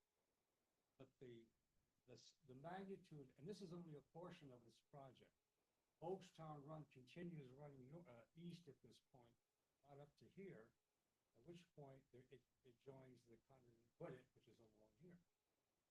So it's a large project. By contrast, we're not disturbing much. What we're disturbing is so minor and is so very well buffered from its discharge, its sole discharge here down to the stream. We are not doing anything along our stream frontage. The only thing that Mr. Maines has asked us to do is, can we put in some sort of walkway for his staff and his clients in his building to walk through this natural area and get up to the new building here. So that's it. And we present this because, well, if you would, Scott, do we have some photographs? And before he does that, I'll ask your attention at this point here, which is our property line in the creek. We could show, I don't know how they'll read here on the screen. I just need to see. I mean, one of the things that I was, Here we are, yeah. I mean, mean, that's right behind our site. Why would you want to change that? What needs changed? I mean, Yeah, hold on a second. Scott, just go back to the other one, please. Yeah, there's a stake, this is an offset. Our corner is about in the creek. This is an offset stake that our surveyors pinned there. But this will be looking south, along the creek. Now, and I asked you, the property line at this point is kind of in the stream here. Ground over here is not ours, that's across the creek. Scott, if you go to the next one, please. Next shot is panning to the right. And this is the slope going up to One Baden Powell. All rock. It looks like it may have been dumped, but I looked, I couldn't see any drill boreholes at all. It almost, I don't know the history of the area, but this is all as solid as you can imagine. The size of the trees in there, very, very mature trees, 100 years plus, which speak to the stability of this side. Next slide, please. Yeah, more shots of the trees here and the creek in here. I'm sorry the lights are on, but we have one or two more to show you. This is across to the apartment side. And this is all wetlands they've delineated. Next one, please. There's a shot of it. We've also, I don't know if this will work. We have a couple of very short videos, 10 seconds. Here's one. This is a shot of, there's audio with this. Probably we can't hear. We have done a lot of stream restoration in the 35, 40-year history of our company. We've done stream restorations in Virginia. We had a 5-year contract there with their AML, their abandoned minelands program. We had projects here on the fort. We had projects up in Trout Run in Lehigh County and a few other counties up in here. And this is a creek, and it go down there, and when you listen to a creek, the creek makes noise. Typically, it's a healthy creek. If it's laden with sediment and choked with mud, you don't have the rivulets. It has to seek its own way, and the water's very sluggish. Sound. Go fishing in a trout stream, you know exactly what I'm talking about. Here are the rivulets. You look at the stream bed. There's bedrock there. It's not laden with silt or sand. It's just a lovely place to be. Now, there's dead fallen trees, but that's habitat for people, wildlife. It's a lovely little area. And he and I looked at each other, and we said, what do they want us to do? Tear this up? Absolutely no reason. Just go down and take a look at it for yourself. Here are the rivulets. That's why we're here tonight asking, what is it you want us to do? Why do you want us to do it? I think that one of the arguments that I was presented with was that the Sporting Green apartment project has to do with stream restoration. But the difference between that project and this project is, first and foremost, they're right up against the stream. We're several hundred feet away. Second of all, their restoration requirement was part of their conditional use approval. We are a use by right. We did not need conditional use. So that condition, because it's in the stormwater ordinance, can be waived. And that's what we're asking for. And our alternative to that is place it in a riparian easement, a conservation easement, so it can never be disturbed. It is a very pretty place to visit it, and I hate to see anything happen to it. And, so that and whether or not the roof drain is a storm sewer and whether or not it's a hot spot, that's the only 3 issues we would like to resolve tonight. Other than that, I mean, I won't speak for JJ, but I think we're only down to like 1 or 2 minor drafting comments on the plan. and that's it. So if you have any questions, we'd be happy to answer any. Okay, thanks, guys. We'll go to questions and comments. Dave, you want to go? Yeah, Did you have a question pertaining to the issue pertaining to the roof draining? Would it be an option to do a subsurface like infiltration so that they wouldn't have to go to the other pond? Potentially, Scott, I don't know if you have the plans pulled up. If you look at page 8 of the plan set, they're grading a utility plan.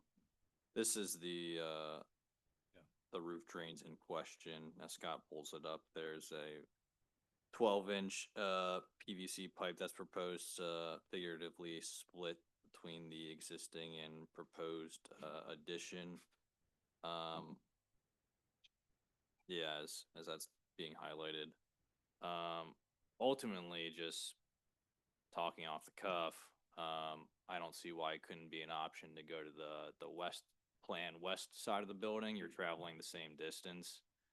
So instead of just cutting through the building, you go in front of it and discharge the basin. It might even be a shorter path than what's being taken right now. The reason behind not having the storm sewers or roof drain, storm sewer, whatever we want to call it, systems underneath a building is if there is any maintenance issues in the future, it'd be easier to access rather than trying to go under a building to repair a system. It's in front of the building in a sidewalk area, a lot easier to access for repairs. But that's not the township's position to comment on. That's the private owner. If he wants to put a pipe for his roof drains under his slab, why does that affect Silver Spring Township? I don't understand. And if it's not a roof drain, then it's a storm sewer. If then it's a storm sewer, then it has to be 15-inch diameter. That's the ordinance. So I don't think you can call these storm sewers. Dave, It doesn't take water from the surface of any other area. It's not off-site water. It doesn't affect anything in the township. Well, you're pushing it off-site, right? But just to play devil's advocate, sorry? you're taking it off-site ultimately, right? I mean, that's how it would affect the township, just to play devil's advocate. It's going into our detention pond. And then where is it going? Eventually it's going to go into the Hoagstown Run, Okay. yes. So that affects us Well, globally. Yeah, but if there's something wrong, the township's not gonna come in and rip up the floor. It's gonna be their maintenance issue. Holiday Inn does that all the time. They run a central pipe down their slab and they take it into the storm sewers. It's not that uncommon.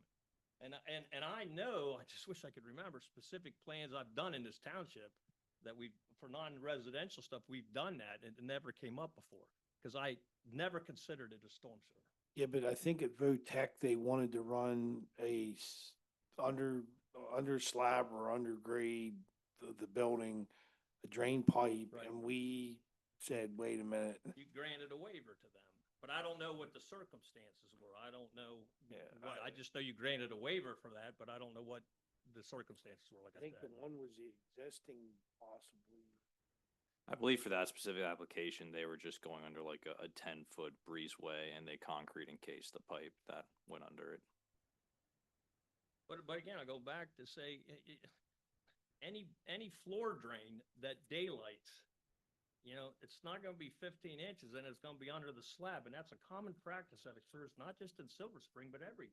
I mean, it is proposed to be 12 inches. I would say that's a little more than a floor drain. That doesn't need to be 12 inches. I didn't make it 12 inches, but 12 inches is more than adequate. It could probably be 4 inches or 6 inches because like John said, if it's inadequate, it's gonna build up pressure and it's gonna flow like a pressurized pipe. Is this taking all 14,000, how many thousand square feet's feeding? No. So the roof drain system only captures the runoff from the existing and proposed building addition. It's self-contained. Here's what we had to do. We conform now with the new, look at the size of that pond. The size of the pond is bigger than about the same size. Because your stormwater ordinance is as stringent as it is. We had to, and we had no other area in which to put this. And remember, this is all on lots. Saw the creek. Beneath all this up here. So what we had to do was pick up all the drains that currently discharge to grade and have for the last 4 years. We had to pick those up. We had to take this and control that into this. Dave does a calculation. I don't. He'll tell you why we had to do it. Well, this site didn't have any stormwater management measures on it. And on your latest round of your ordinance, you said that for sites that don't have any pre-existing stormwater management, you have to consider all the impervious area, you have to consider 50% of that impervious area is meadow. Then, at the end of the day, when you figure out that with the 50% of existing impervious is meadow, then you have to add another 20% just for good measure. That's why this pond's so big as it is. Now, I could have made that pond there smaller, but if you look, can I see your thing? That these roof drains here, that drain here, okay, they're non-conforming because they're directing discharge to a parking lot. We're eliminating that non-conformity. But we would have had to do another base and above ground, some kind of a measure in here. I could put it here, but I'd have to rip out a nice tree. I put it over here, but that's just unnecessary earth disturbance. If I could somehow contain my roof drains, that I could get this building to go into this pond, we would be fine. Another waiver request we had was in regard to this, the ordinance says that a discharge pipe can't be directed towards the parking lot. Although it's not directed to the parking lot, if I wanted to, we met with JJ and see here, we added a curb to prevent this water from going across the parking lot. His only comment on that is he wanted to see more spot elevations to make sure that's clear. But my alternative, the reason we're asking for a waiver is because I'd have to rip out 1, 2, 3, 4 trees to run this pipe down to daylight it to there. And I don't see the benefit of that, so I need a waiver for this pipe. Over the 100. And there is no discharge for a 100-year storm. But the other thing is too, the more you push it towards that area, you want the grass or the vegetation to infiltrate, and the dirt to infiltrate the soil, the stormwater to get it to recharge there, not run across that parking area. I agree, yep. So back to why this pipe is under the, and look, we're not gonna die on the cross for this. We're simply trying to explain to people that for you, that we've been doing this for a number of years as a must-do for certain large national and international clients that don't have no problem doing it this way. That's the way they're planning internal drainage structures. The reason we're trying to do here is because we're on limestone. We're trying to save the money of putting all this in. Right on this corner here is the existing big substation. Well, that substation goes down underground. It's the pipes that carry the current are armored with concrete above it, which is still below grade. You don't want to mess with that. So that's your starting point. You run one line this way, you start picking up because the drains go, the downspouts come from all 4 sides. You got to pick it up. This is your high point. That's the shallowest you can be, and you've got to put it 1% grade on these pipes coming around the building. Why do we have this one inside here? Because the architect rightfully put 2 drains in here, one about here, pardon my, I don't have Parkinson's yet, but anyway, there's one there and there's one there. And he said, John, put them where you want. Our architect and our company said, well, let's just do this. It's the convenient way. It'll save some piping, and he gives us only 1 discharge in the basement. That's why we did it. And it's in keeping with standard practice. So when the ordinance says something, you ask, well, why is it complicated to get involved in, shall I say, professional matters? So that's our request. If we need a waiver, we have a written thing. That's our request on that one. And I'm sure you have a long agenda. We don't want to take any more time.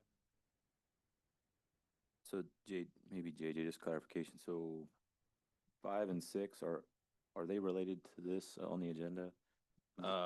Sort our way through the waivers.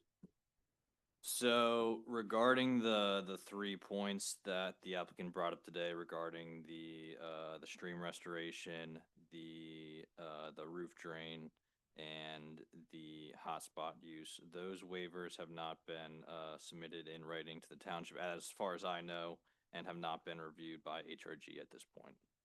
That's because your ordinance written says the two instances there, that has to be determined by the Board of Supervisors if it's a hotspot, number one.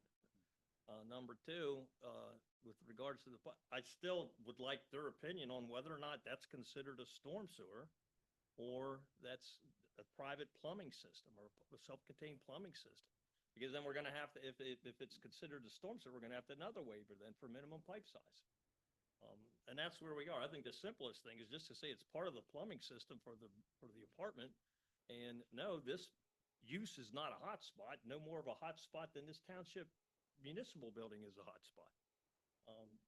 And with regards to the stream restoration, I explained that the difference between us and the other project dealing with that is that that was a condition for their conditional use approval. We are a use by right, and we're offering to place that in a permanent conservation easement, and I don't know what else we would do. I wouldn't want to send any piece of equipment down in that corridor to do any kind of work. Whether it's a use by right or a conditional use, the provision within the stormwater ordinance would still apply for the stream restoration.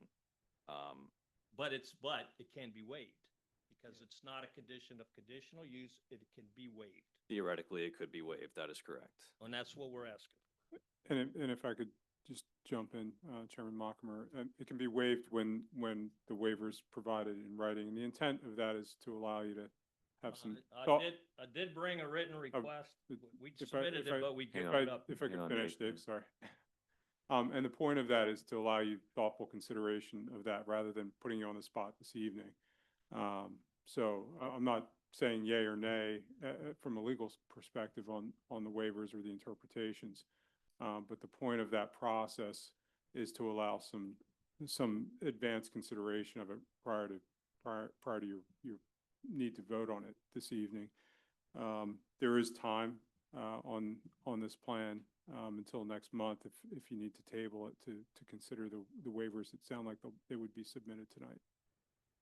Well, the waiver request was submitted, but there was a typo on it. I brought a corrected one with me tonight. So for the record, we did have the waiver request in. This wasn't corrected. Dave, administratively, the PDF document was called a stream restoration waiver, but the actual PDF that was submitted had a different waiver request that's depicted on the agenda. So it was named that, but it was never officially asked for. I know that we corrected that. So the, Well, we did- we have It was, it has not, the stream 301Q from the stormwater ordinance has not officially been submitted to the township for review unless you're about to submit it right now in front of me. There you go. So now it's officially submitted. Not to hand it over.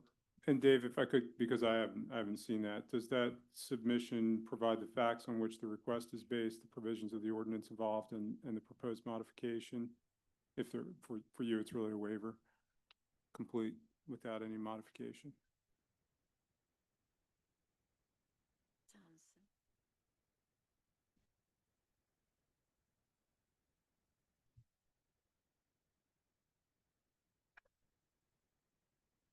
Not ask for a waiver on the hotspot because the ordinance says it's to be determined by the Board of Supervisors. That has not been determined yet. The specific language in the ordinance does state all hotspot uses in quotations as determined by the municipality on a case-by-case basis based upon the definition in Article 2 of this ordinance. And the definition of hotspot use does identify an example use is any commercial and or retail use with parking lots. Right. But I would defer to the case-by-case basis. And then agreed, that could be up for discussion if the Board of Supervisors would want to have that conversation. And then last but not least, our roof drain storm sewers. That's the three issues. And then, Maybe just to expand upon the hotspot use, the consequence of whether it being considered a hotspot use or not, if it is considered a hotspot use, there would need to be additional treatment measures installed on site specifically for pollutants And then also a stormwater pollution and prevention plan, which is basically an enhanced operation and maintenance plan for the site. And I can understand why that ordinance exists. I mean, if I own a auto repair shop and I have oil stored there, that's different than just a office building with a parking lot. They don't store any chemicals on their site. There's no manufacturing process. There's nothing like that. It's just no, like I said, no different use than what we're doing right here now at this meeting tonight. It's just a building and a parking lot.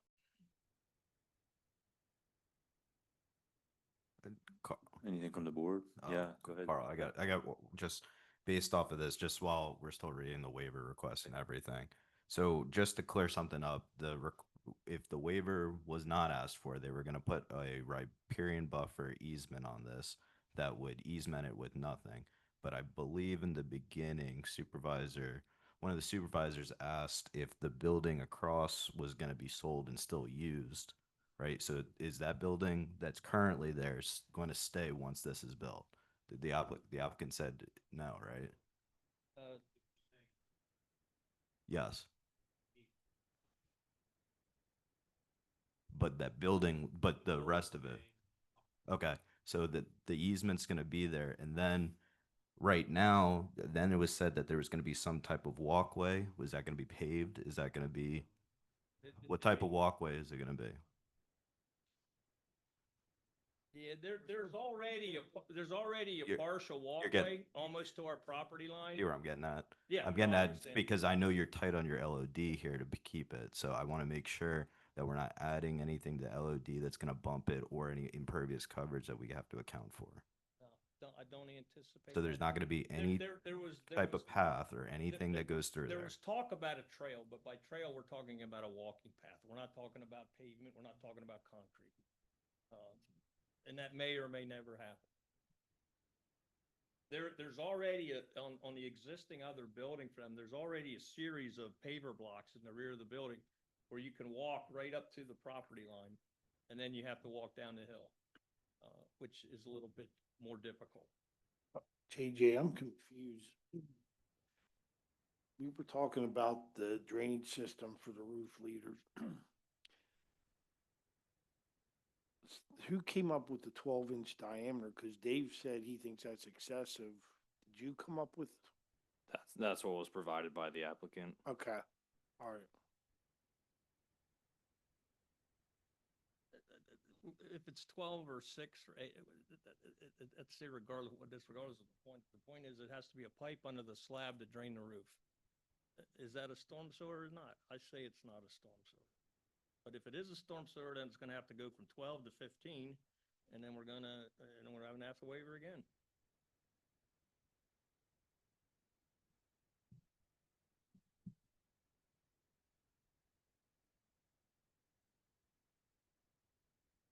Comments from the board at this point? I'm feeling a little scattered myself. I'm trying to get my head around what decisions we have to make here. I think you make a lot of really good points, but I'm not. Well, my thing would be, can we even act on this because did the waiver officially get submitted for the riparian or the stream restoration that has to be I done? just handed it to him. Okay. Does it, It's, right, so I don't know, Dave, was this your only copy or were you? Because I gave 2 copies. Okay, That's all right, scanned, just but wanted to make sure you somebody know, else from the I can township share had where- received it. The other issue we have here is we don't have these on the agenda. And under sunshine, the item should be on the agenda unless it's of minimal significance and does not have any township funds attached or a contract attached to it. So because of these various loopholes, we're saying we have to table. I'm suggesting that you probably do, and considering, I think where at least a couple of the comments are coming from, sounds like you might appreciate having a little more time to think about it. Well, and if that's the case, that's fine, but I've been here, I've been doing a lot, I've been working in this township a long time. I've walked out here many, many times with conditional approval, conditioned on submitting a waiver request in writing. so I don't think that has to be the stickling block. These think- guys are pressed for time. I think the problem is there's 7 listed, 2 or 3 others that are up in the air. I don't have my head around what, Can you just please be specific. What is it that, when I read these comments, if we're granted the waivers, there's nothing. There's no major issues. I can't tell you right now if there's a hotspot or not. I would like to look at that and understand that, study that definition. I can't make that decision. That's personally where I'm at, Dave. I need time. I don't feel comfortable with what's being thrown, putting on the spot. I'm not comfortable. I'm not gonna speak for the rest of the board, but Sit up here, kind of pressure. To me, it's just an issue of common sense. I mean, how many office buildings are in Silver Spring Township? And how many parking lots? And how many banks? And how many grocery stores? And how many plans got approved without this being a hot? well, I just personally, Dave, I don't think this is ripe for decision. There's a lot of unknowns here.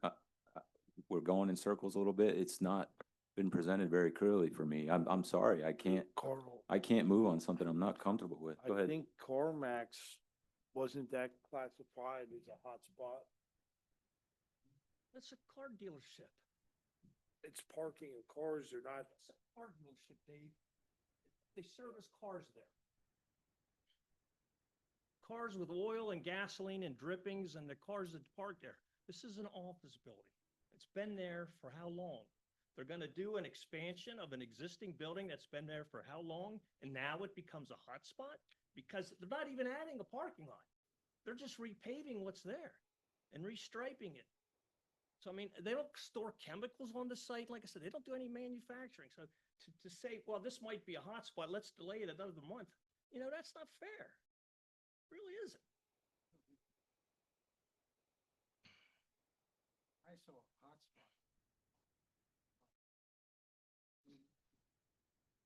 Fan has a huge parking lot, solar gain on it, and it's spraying unprotected, spraying right into a street.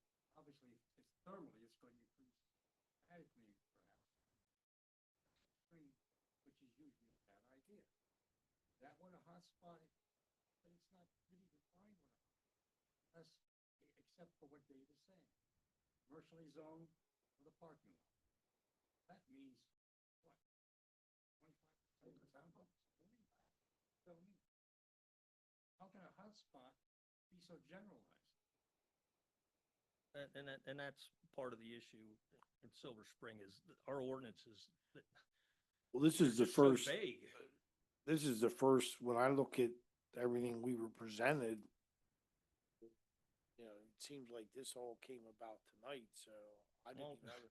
Dave, that's not the case. I mean, if you need several months to review a plan that's showing a building addition to an existing site that's been there for well over 20 years, and you need months to study that to determine whether or not this is a hotspot or what it is, that's just ridiculous. This is a very minor plan. We don't even qualify for NPDES. We're under just a regular ENS approval. Yeah, but like on ours, it doesn't say anything about a hotspot. But that's your ordinances. Hotspot was brought up to us. But Dave, Brought up to us in the staff meeting.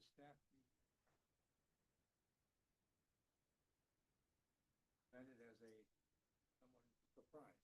It kind of surprised me because it's not listed as a waiver, but now. Because I don't know if it's a hotspot. The ordinance says case by case basis, the municipality will determine if it's a hotspot. So I'm asking you, if this is a hotspot, well, if this project's a hotspot, then there's hotspots all over the township that never had to deal with this. Was Costco considered a hotspot? I wasn't at that meeting. I'm pointing, we gotta fix our ordinances. I shouldn't be up here even talking about this. We need to clarify our ordinances. I'll volunteer it. I'll give you my time for free to go through these ordinances and fix them. I shouldn't even be arguing this right now. what's the time extension or the deadline, Sean? 31st of December. So the next board meeting, I believe, is December 17th.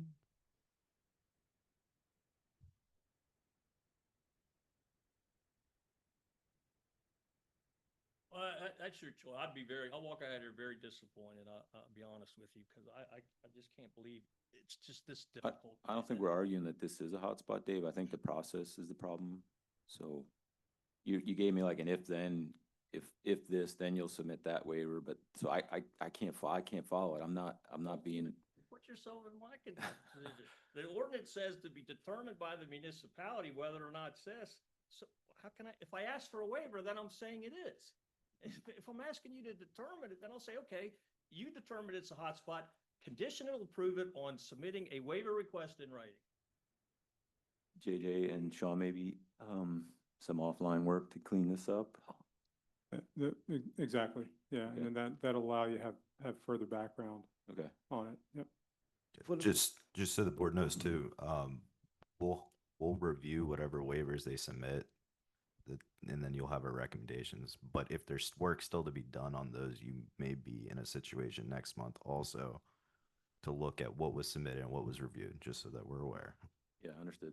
From what I remember with CarMax, it had to deal, their stormwater ultimately discharged into the Hoogstown Run because their system conveyed it to the point that it goes underneath 114 behind the Kentucky Fried Chicken and ends up going over. And I think that, But they also went over the 60% maximum coverage to go up to 80% if they did other additional stormwater measures. That's why a lot of their stuff was done.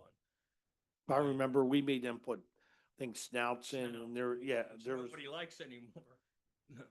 But that was because they applied for additional impervious coverage from their site. They had to do that extra stuff. But they didn't do a stream bank restoration project, I can guarantee that. Chairman Mockemer, just a couple, maybe one other issue, not another issue, related to these, if you're going to table this and have this considered next month, is I think that the hotspot use and the storm sewer pipe, that's an interpretive, those are both interpretive issues, and we can provide additional background on that. I think that the stream restoration issue, what I think this waiver request doesn't meet the intent of the ordinance. I think there was a nice presentation given tonight. It would be helpful to have that as a narrative, even if it's a few paragraphs to kind of describe what the applicant described tonight. In addition, how that applies under the waiver section of the stormwater ordinance, because the burden is on the applicant to provide that. Yeah, thanks, John. Yep. So placing it in a riparian easement is not an alternative? That's a requirement of the ordinance, no matter whether there's a stream restoration completed or not. But that accomplishes what we're trying to accomplish, protect that stream corridor. Right. So the applicant has options, right? I think, Dave, what you're talking about there is a modification. So you're providing an alternative to what's required by the ordinance. You can provide facts as to both options. One, you're requesting give me a complete waiver. And two, if you won't give me a complete waiver, here's the modification, or here's the alternative, or do it as a combined request. Like you said, I'm having trouble, my head spinning around this. The ordinance says the stream restoration project. Doesn't say what a stream restoration project is. Well, Mr. Mellum says he's done stream restoration projects before, so I assume Mr. Mellum knows what a stream restoration project is. They had a description of what a stream restoration project is. All right. So without a further definition under the ordinance, you use the plain language English and the industrial standard. So it seems to me that you probably do know what that means, and there are other options under the ordinance. No, Sean, I know what a stream restoration is. Thank you. Okay? That's if floodplains get silted up and you have a record of what the original elevations were. It goes out, they clean up the silt, and then they take it out of there. That's a stream restoration. There's also stream bank restoration. If the stream bank is eroded, they come back and they put seedings and plants in there. That's a stream restoration. The ordinance just says stream restoration. What part of Hoagstown 1 needs restored? That's my question. That's the narrative that you would provide, Mr. Weiberg. Exactly. And with regards to the time, Dave, we have to submit this a month ahead of time. And we go to the meeting and we get comments, we work through them, we go to the planning commission. And when 2 weeks later, we come here. So you're telling me you're hearing about this for the first time? Whose fault's that?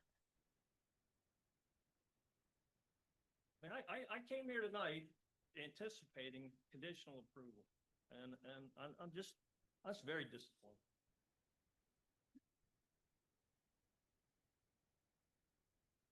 Anybody want to make a motion at this point? Together, we don't really have a choice. I thought a lot of this was common sense, but I mean, I'm not an engineer, so I will make a motion to table until next month, and I apologize, Dave. Nancy moved. Is there a second?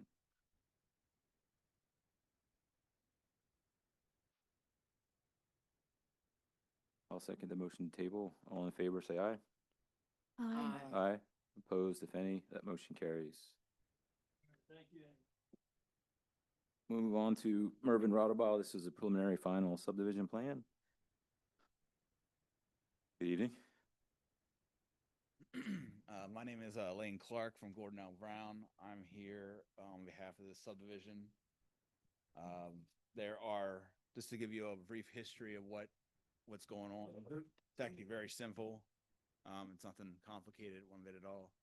It's 5 parcels that total up to about 200, almost 260 acres. And if you can pull the plan up, easier to explain to what's going on there.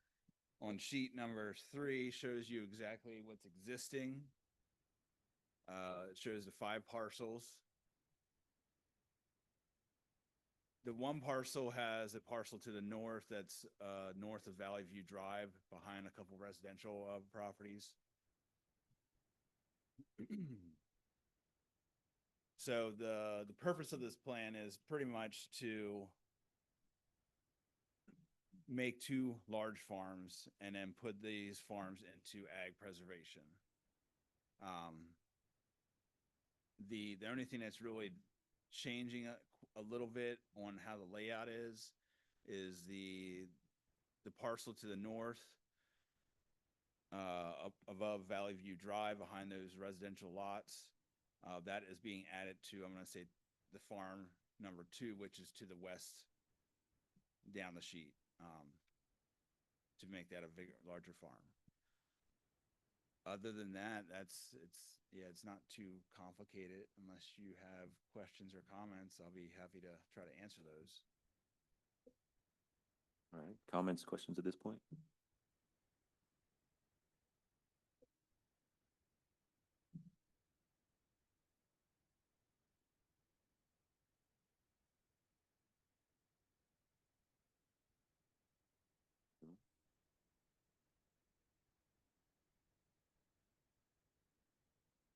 Anything from staff? It's just 5 lots to 2, and that was pretty much it, other than a few of the PC comments. Yeah. Yeah. Should we talk about maybe the right of way? I know that was a hot topic at planning, maybe.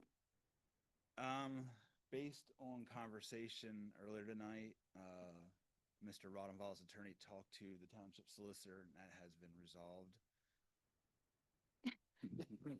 To a point. Okay. Maybe he should be better to answer than I would. Okay. There's, and I can jump in, you know, if Attorney McKnight wants to add anything to it. That the provision of the ordinance, you'll find it in many ordinances throughout the Commonwealth. There's case law that would prohibit the township from requiring that right of way without just compensation. It's a takings clause under the U.S. Constitution issue. So we cannot hold them to that requirement and hold up this subdivision on that basis. If assuming there are no other issues, it should proceed without that requirement.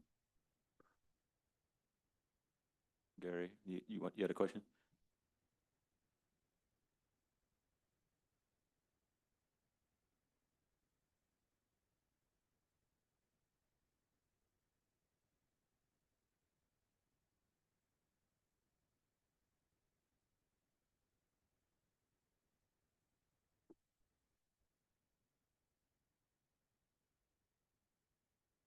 I can answer. Go ahead. Jump in there.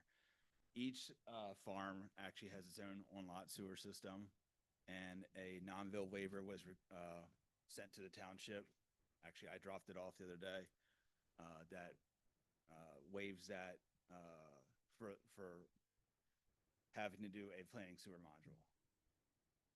Yeah, there is no public sewer, that is true, but there is on-lot sewer for both properties.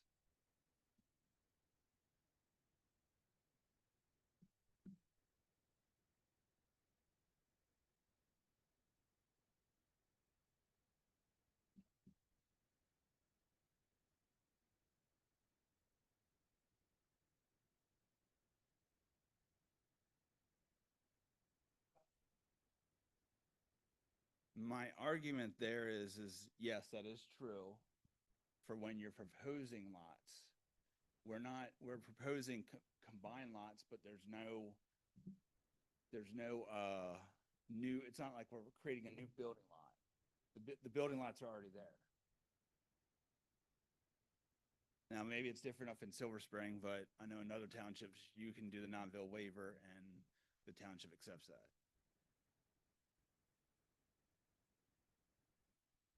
Done many times. Okay, thanks, Gary.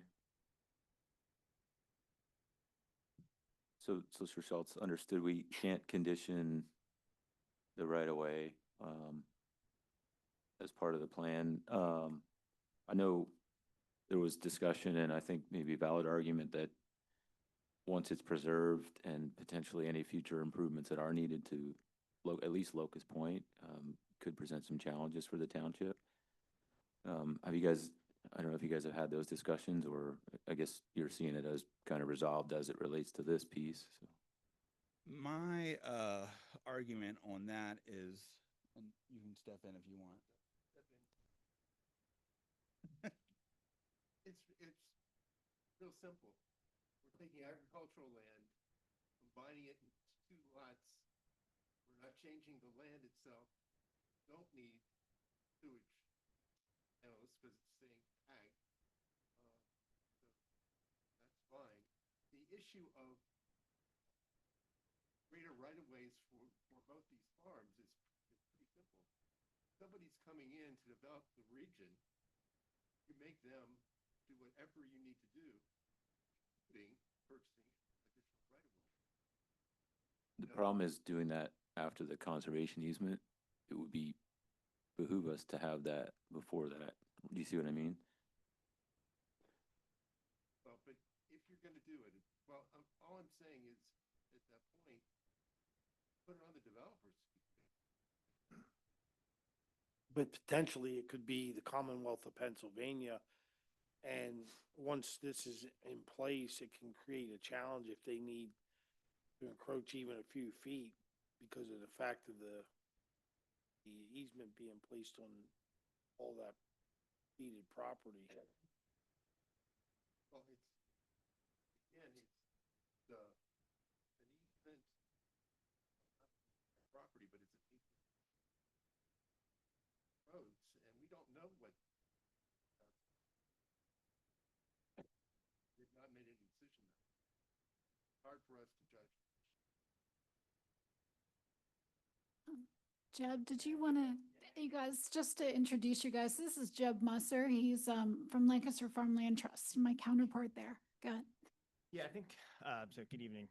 Good evening. Jeb Musser from Lancaster Farmland Trust. So we're a land trust based out of Lancaster County. We've worked with the township on a couple of projects now on the private side of farmland preservation when maybe the county program's not a good fit. So we're the land trust partner with these roundabout projects here. And just speaking a little bit from our experience with road projects, road widening projects, bridge replacement projects, those sort of things where the township or PennDOT may need additional right-of-way for whatever their project is for going on. That's happened a number of times with our easements, and I think speaking from our organization, our board is when it's a sort of a public health and safety and sort of traffic issue like that, condemning our easement or removing small slivers of land from preservation for like a bridge widening or road widening. There's a friendly condemnation process that's sort of available for that, and we have not really contested that too much. Now, if it was a brand new road being proposed through a preserve farm, and that was being proposed to be condemned, then that would be our duty to defend our easement in that scenario. But sort of take small taking of additional right of way, even once the easement's in place, that's fairly common in that we see that for preserve farms. I will say, if sort of even a friendly condemnation route is not anything the township ever wants to touch, or PennDOT wants to touch, then to your point, it would need to be addressed prior to the conservation easement being in place, because a public road isn't necessarily a permitted use under the easement. So that's why we would have to go once the easements are in place, conservation easements are in place. That's why condemnation would be the only route to allow for that. Yeah, I have a question. The northeast corner of Locust Point overpass with Interstate 81, the property line comes down in close proximity, I think, or comes to the line with what would be the state right of way there. This is all hypothetical. I know there's been people throughout the time, including myself, that have asked the state to consider either one of the two, either Locust Point or Rich Valley, as a location possibly for another interchange at some point, because of trying to alleviate traffic off the Carlisle Pike. With that coming down that close, that's the only point where I see it quasi being an issue. If they had to put a conventional interchange in because of that, you would only be thinking a nominal amount of real estate there to obtain what they need to make the project feasible. Concern I would have right now is, you have your stance, say you leave the trust, or there's a new group that comes in and then they change their directive as far as what their goal is. They could say, we're saving every ounce of property and making a stand. Is there any way that can be put into writing into the easement, that if, that needs to occur either on the township road and or the state road, and we have no intentions now of doing anything. But the problem I've seen since I've been on the board of supervisors here, we've had a lot of projects where there was no foresight, and sometimes it's easier to correct the problem now than to say, we'll get it down the road. And that's all we're saying. If there's something in there in the covenant, the easement, whatever it is, that if it's needed, that, there would be financial, payment made, just payment. We're not asking to take it, that it would be allowable. That's all we're saying. Yeah. In our discussion over here, talked about the development that he's seen happen over his life. You guys say vision and need for PennDOT or the township for additional right-of-way would expect reasonable compensation, but we certainly We're not talking a road going through it. We're talking existing current roads there that need to be improved, like either Interstate 81 if it needed an interchange, what Locust Point being widened, or for any ungodly reason, Green Hill over time due to traffic volume increase, widened. I've driven both those roads in the dark tonight. Question: see the need for that in the future. Yeah. Come down some of those hills, valley, lit up.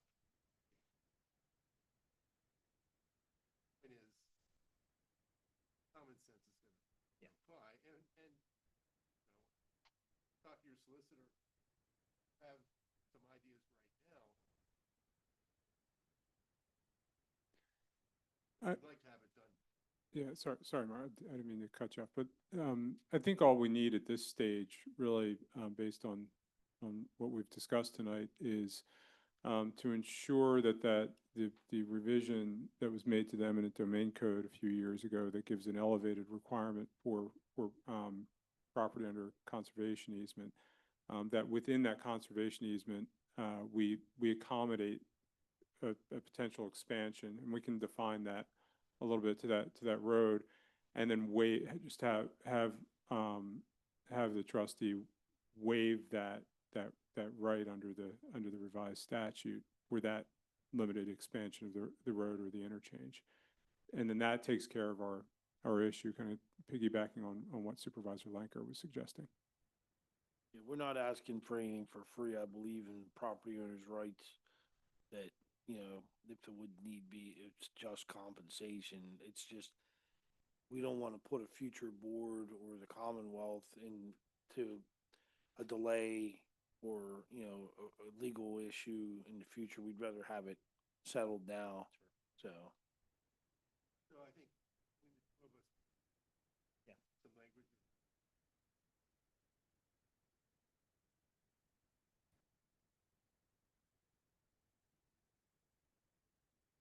Right, and we can just build that into the easement. I haven't seen the easement itself quite yet. I know we have closing scheduled a few weeks from now, but I can work with Jeb to get that language in along with Attorney McKnight. Okay, thank you, guys. Very good. Right. Well, then look for okay, we have some comments on this one. Ricky, go ahead. Hi, can you all hear me?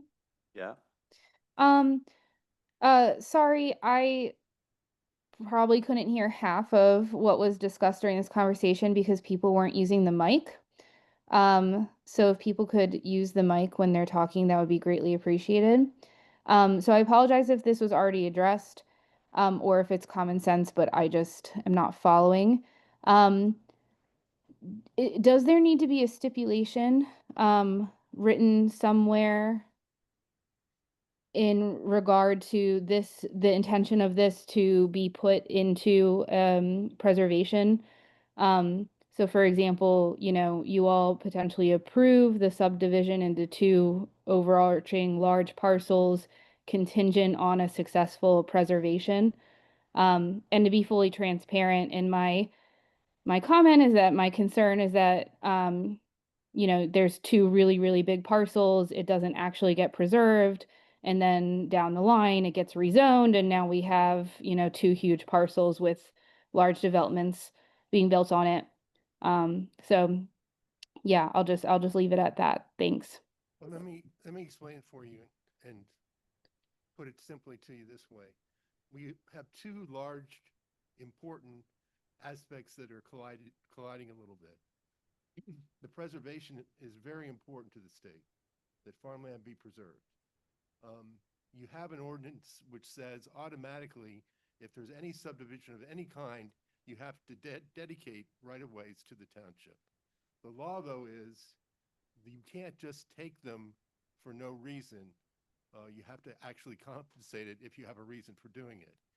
In this case, we have 2 large now farm parcels that are going to, by the end of the year, be in preservation form. The trust that deals with about, 300 farms in Lancaster?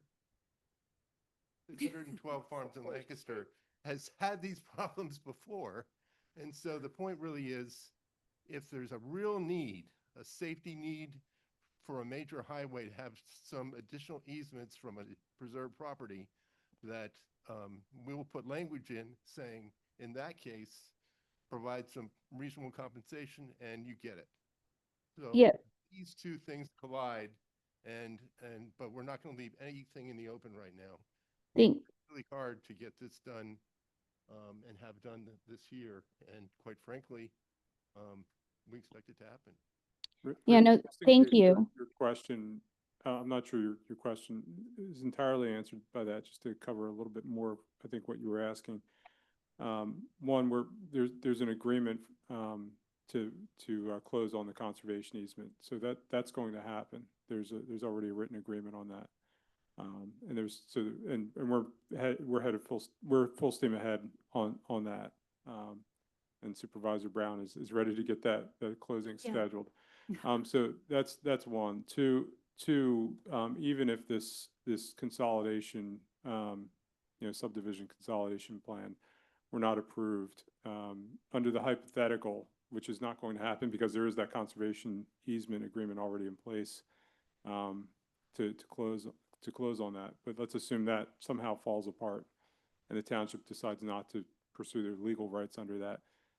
They would have been able to, down the line, if zoning were to change, to subdivide this at some stage anyway. So, number one, because we are already under an agreement to close on this conservation easement, I don't think that there's a real need for concern on this one.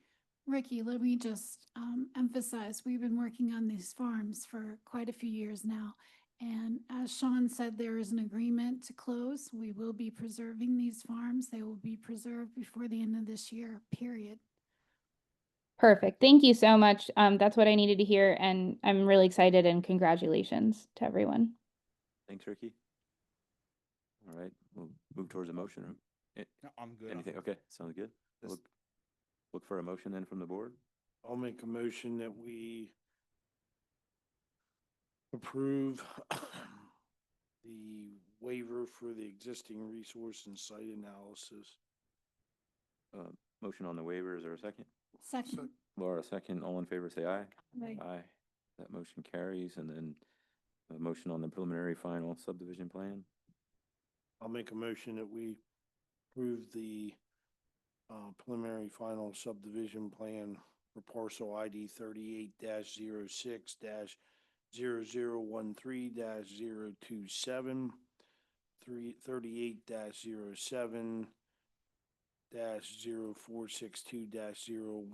38-062-010A, and 38-07-0461-001A, 38-06-0013-026, 38-06-0015-002A, address being 16 Green Hill Road and 480 North Locust Point Road. Okay, we have a motion on the table. Is there a second? Second. Laura, second. All in favor, say aye. Aye. Aye. Opposed, if any, that motion carries. Thank you, guys. Appreciate the discussion. Okay, 101 State Road, this is a waiver request and construction mod. Any input on this? This is the same waiver request that was submitted for the 24 Sagecrest Circle. And I believe the construction modification for this application is just to do a building expansion from the originally proposed application. I think it's an additional 1,000 square feet. And they added an additional stormwater facility that requires this waiver for the infiltration facility dewatering time. Okay, thanks, JJ. Comments or questions? Look for a motion. I'll make a motion to approve. Nancy moved. Is there a second? Second. Harry, second. All in favor, say aye. Aye. Aye. Opposed, if any, that motion carries. New business, general budget, tentative adoption. This would be to advertise and adoption next meeting. Any final input on the budget? This is just to advertise what we've been working on for 4.5 months. And I would just like to say that I have sat through a number of these budget meetings, and anybody who hasn't come to them should and be impressed with how qualified our staff is at finding money and getting the money in the right place. It's impressive, and they could be working for a big 8 accounting firm, all of them. So good job. Thanks, Nancy. Any other comments or questions? Look for a motion then on advertising the budget. Motion to approve. Nancy moved. Is there a second? I'll second. All in favor, say aye. Aye. Aye. Opposed, if any? You guys in favor? I don't know. I can't hold the meeting all night. All right. That's, I just need your guys' vote. we're fine. Okay. Yeah, it's, So that motion carries. I think we'll record it as 4-0 then. yeah, that's where I was confused. Okay. Dap Lane extension discussion. Think this is going to Ray and JJ? Yeah, so as we know, there's some improvements done on the Cumberland Valley School side on Dap Lane, which has really been a great project. And then that extension crossed across the pike. And that extension was meant, not all of it, but most of it for future traffic, specifically truck traffic towards the warehouses, et cetera. I'm going to just do a summary and then we can get into more details. In the process of the construction of Dap Lane extension, it was reported to me that there were some deficiencies that didn't meet the township specifications. Those were communicated to the developer. There's a whole host of back and forth, et cetera, plus some observations by the engineer. In that conversation, we met with the developer and basically the developer said, you know, we'd like to one day maybe dedicate it, but why don't you have the conversation in the open public about whether you do or do not want to take it based upon the feedback we gave on some of the deficiencies that we've noticed on the road.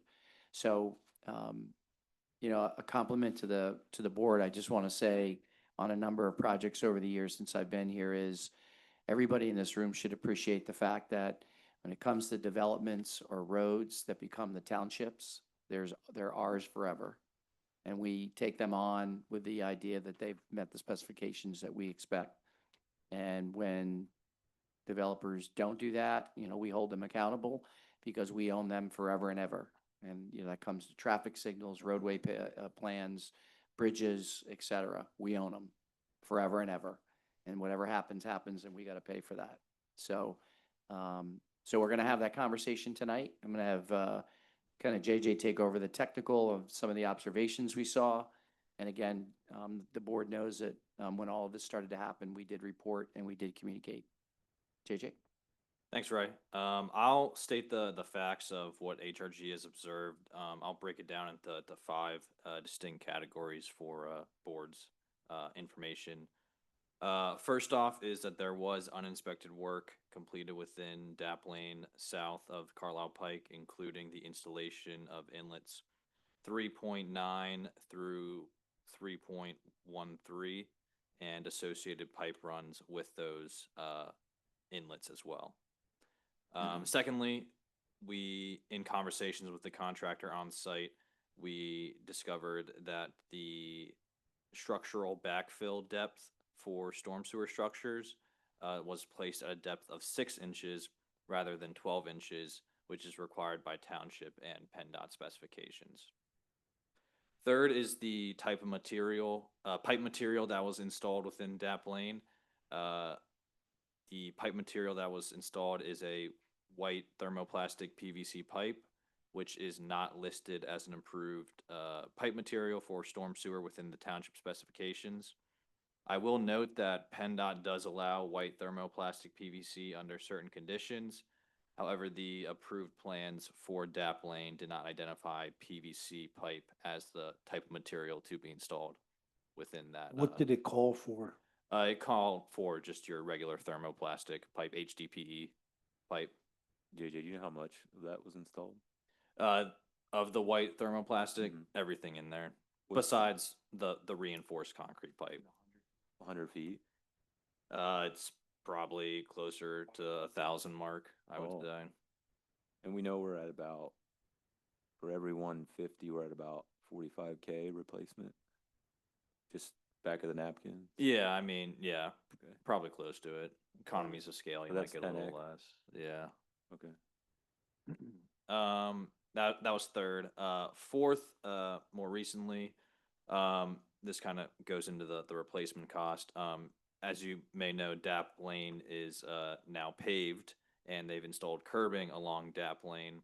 And during the pouring of the curbing, we identified about 100 linear feet of slant curb within the median of DAP lane that's deficient.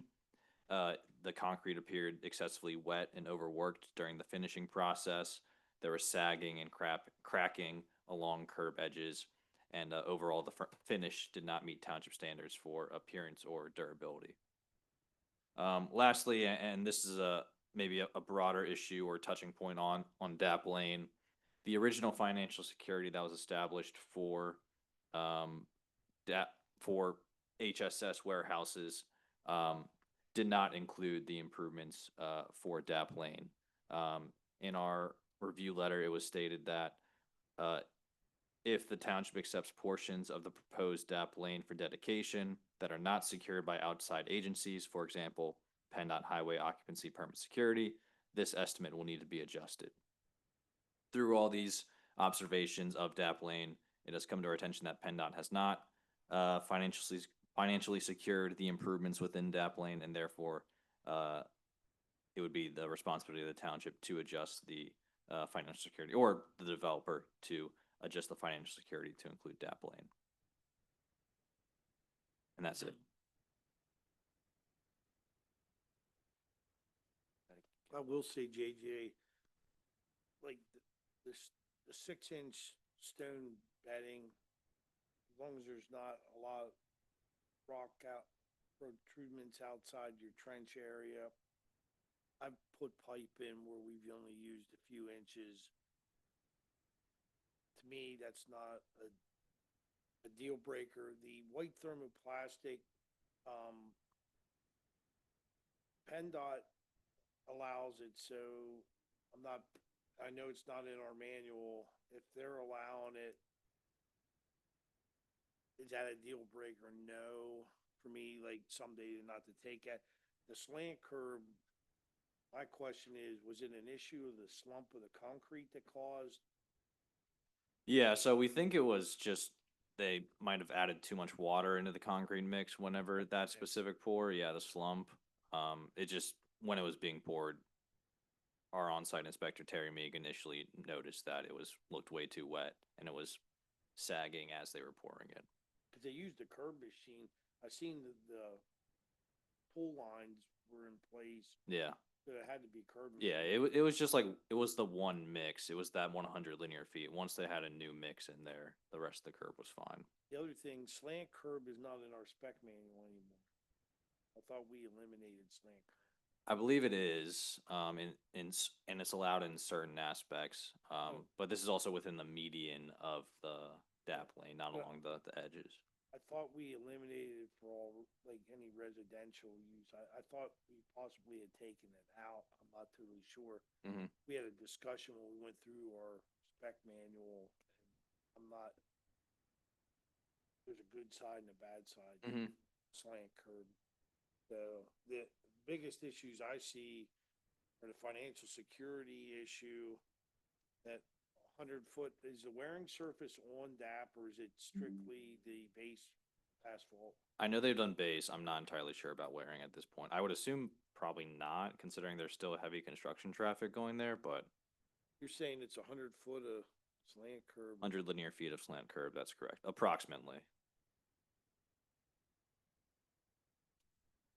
The PennDOT manual for the white thermoplastic, what's the intended usage listed for that use of pipe?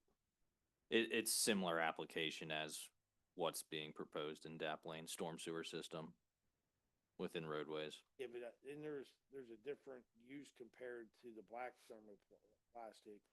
They can be used interchangeably. The black thermoplastic typically has a higher pressure grade, tolerance in traffic. But That's what I don't understand for, like, are these parallel pipes or are they any cross pipes? both, there's parallel and cross. What kind of covers on the pipes till you get to road grade sub base? That's a good question. Looking at their At least summary table, there's fill that ranges between 0 feet and 5 feet. Well, you should have a minimum, I think, of 1 to 2 feet of cover using plastic pipe compared, you should be using concrete pipe. You don't have sufficient cover. There is RCP proposed in the system as well, So but then it's possible none of these pipes have the zero fill on it. correct. Okay. I don't have that specific information on top of my head. I can research that more. The other thing would be, it might be a prudent thing to have the line TV do a 360 of the pipe through to see if the connection points are tight, there's no gapping, there's no, either pipe damage, either from compaction and or installation, and that the runs are, pretty uniform, you know, for grade. But, I mean, the biggest thing I see is the financial security. The other things, I don't think are a deal breaker if we would ever take it. I would think that we use something there for a negotiating tool to say, hey, it did not meet, it's some sort of. Is it too late to adjust the financial security? I would guess. I mean, I don't necessarily know I mean, I guess that's a bigger theoretical question on what the township would like to do with DAP Lane. If there is intention to accept it for dedication, then maybe it could be warranted to adjust the financial security to hold the developer liable for these improvements. If the township does not want to accept dedication of DAP, then maybe it's not as important. Well, there's twofold. One of the points was I talked to Rolf. I ran into a couple of their personnel down at PSAT. I guess it's the CEO of that had spoke to me on the phone. He called me like the next day, and I expressed my personal desire. I said nothing had been finalized for Taylor Boulevard to come over, and you know, the HSS had preliminarily said they would work with Groff, like to share loss of, you know, property, to extend that road out to tie into DAP, because I just feel the more connectivity we have, the better things are going to be in the long run, especially if there would be an accident at DAP and they need to leave the Groff site. They have the ability to hit Main Street and go down the bypass. And the same with the township itself. If there would be ever an accident, either Roaring Fork and or, for whatever reason, a closure between the Carlisle Pike, Roaring Fork, where we cannot get traffic out that way, this gives us, you know, the Fry Drive, the DAP Lane. If we have that leg of it being public roads, it gives us a point to move traffic, especially with the industrial park back there. You have combination vehicles. It's not easy for them to turn around. Yeah, I guess on that note, it's not the entire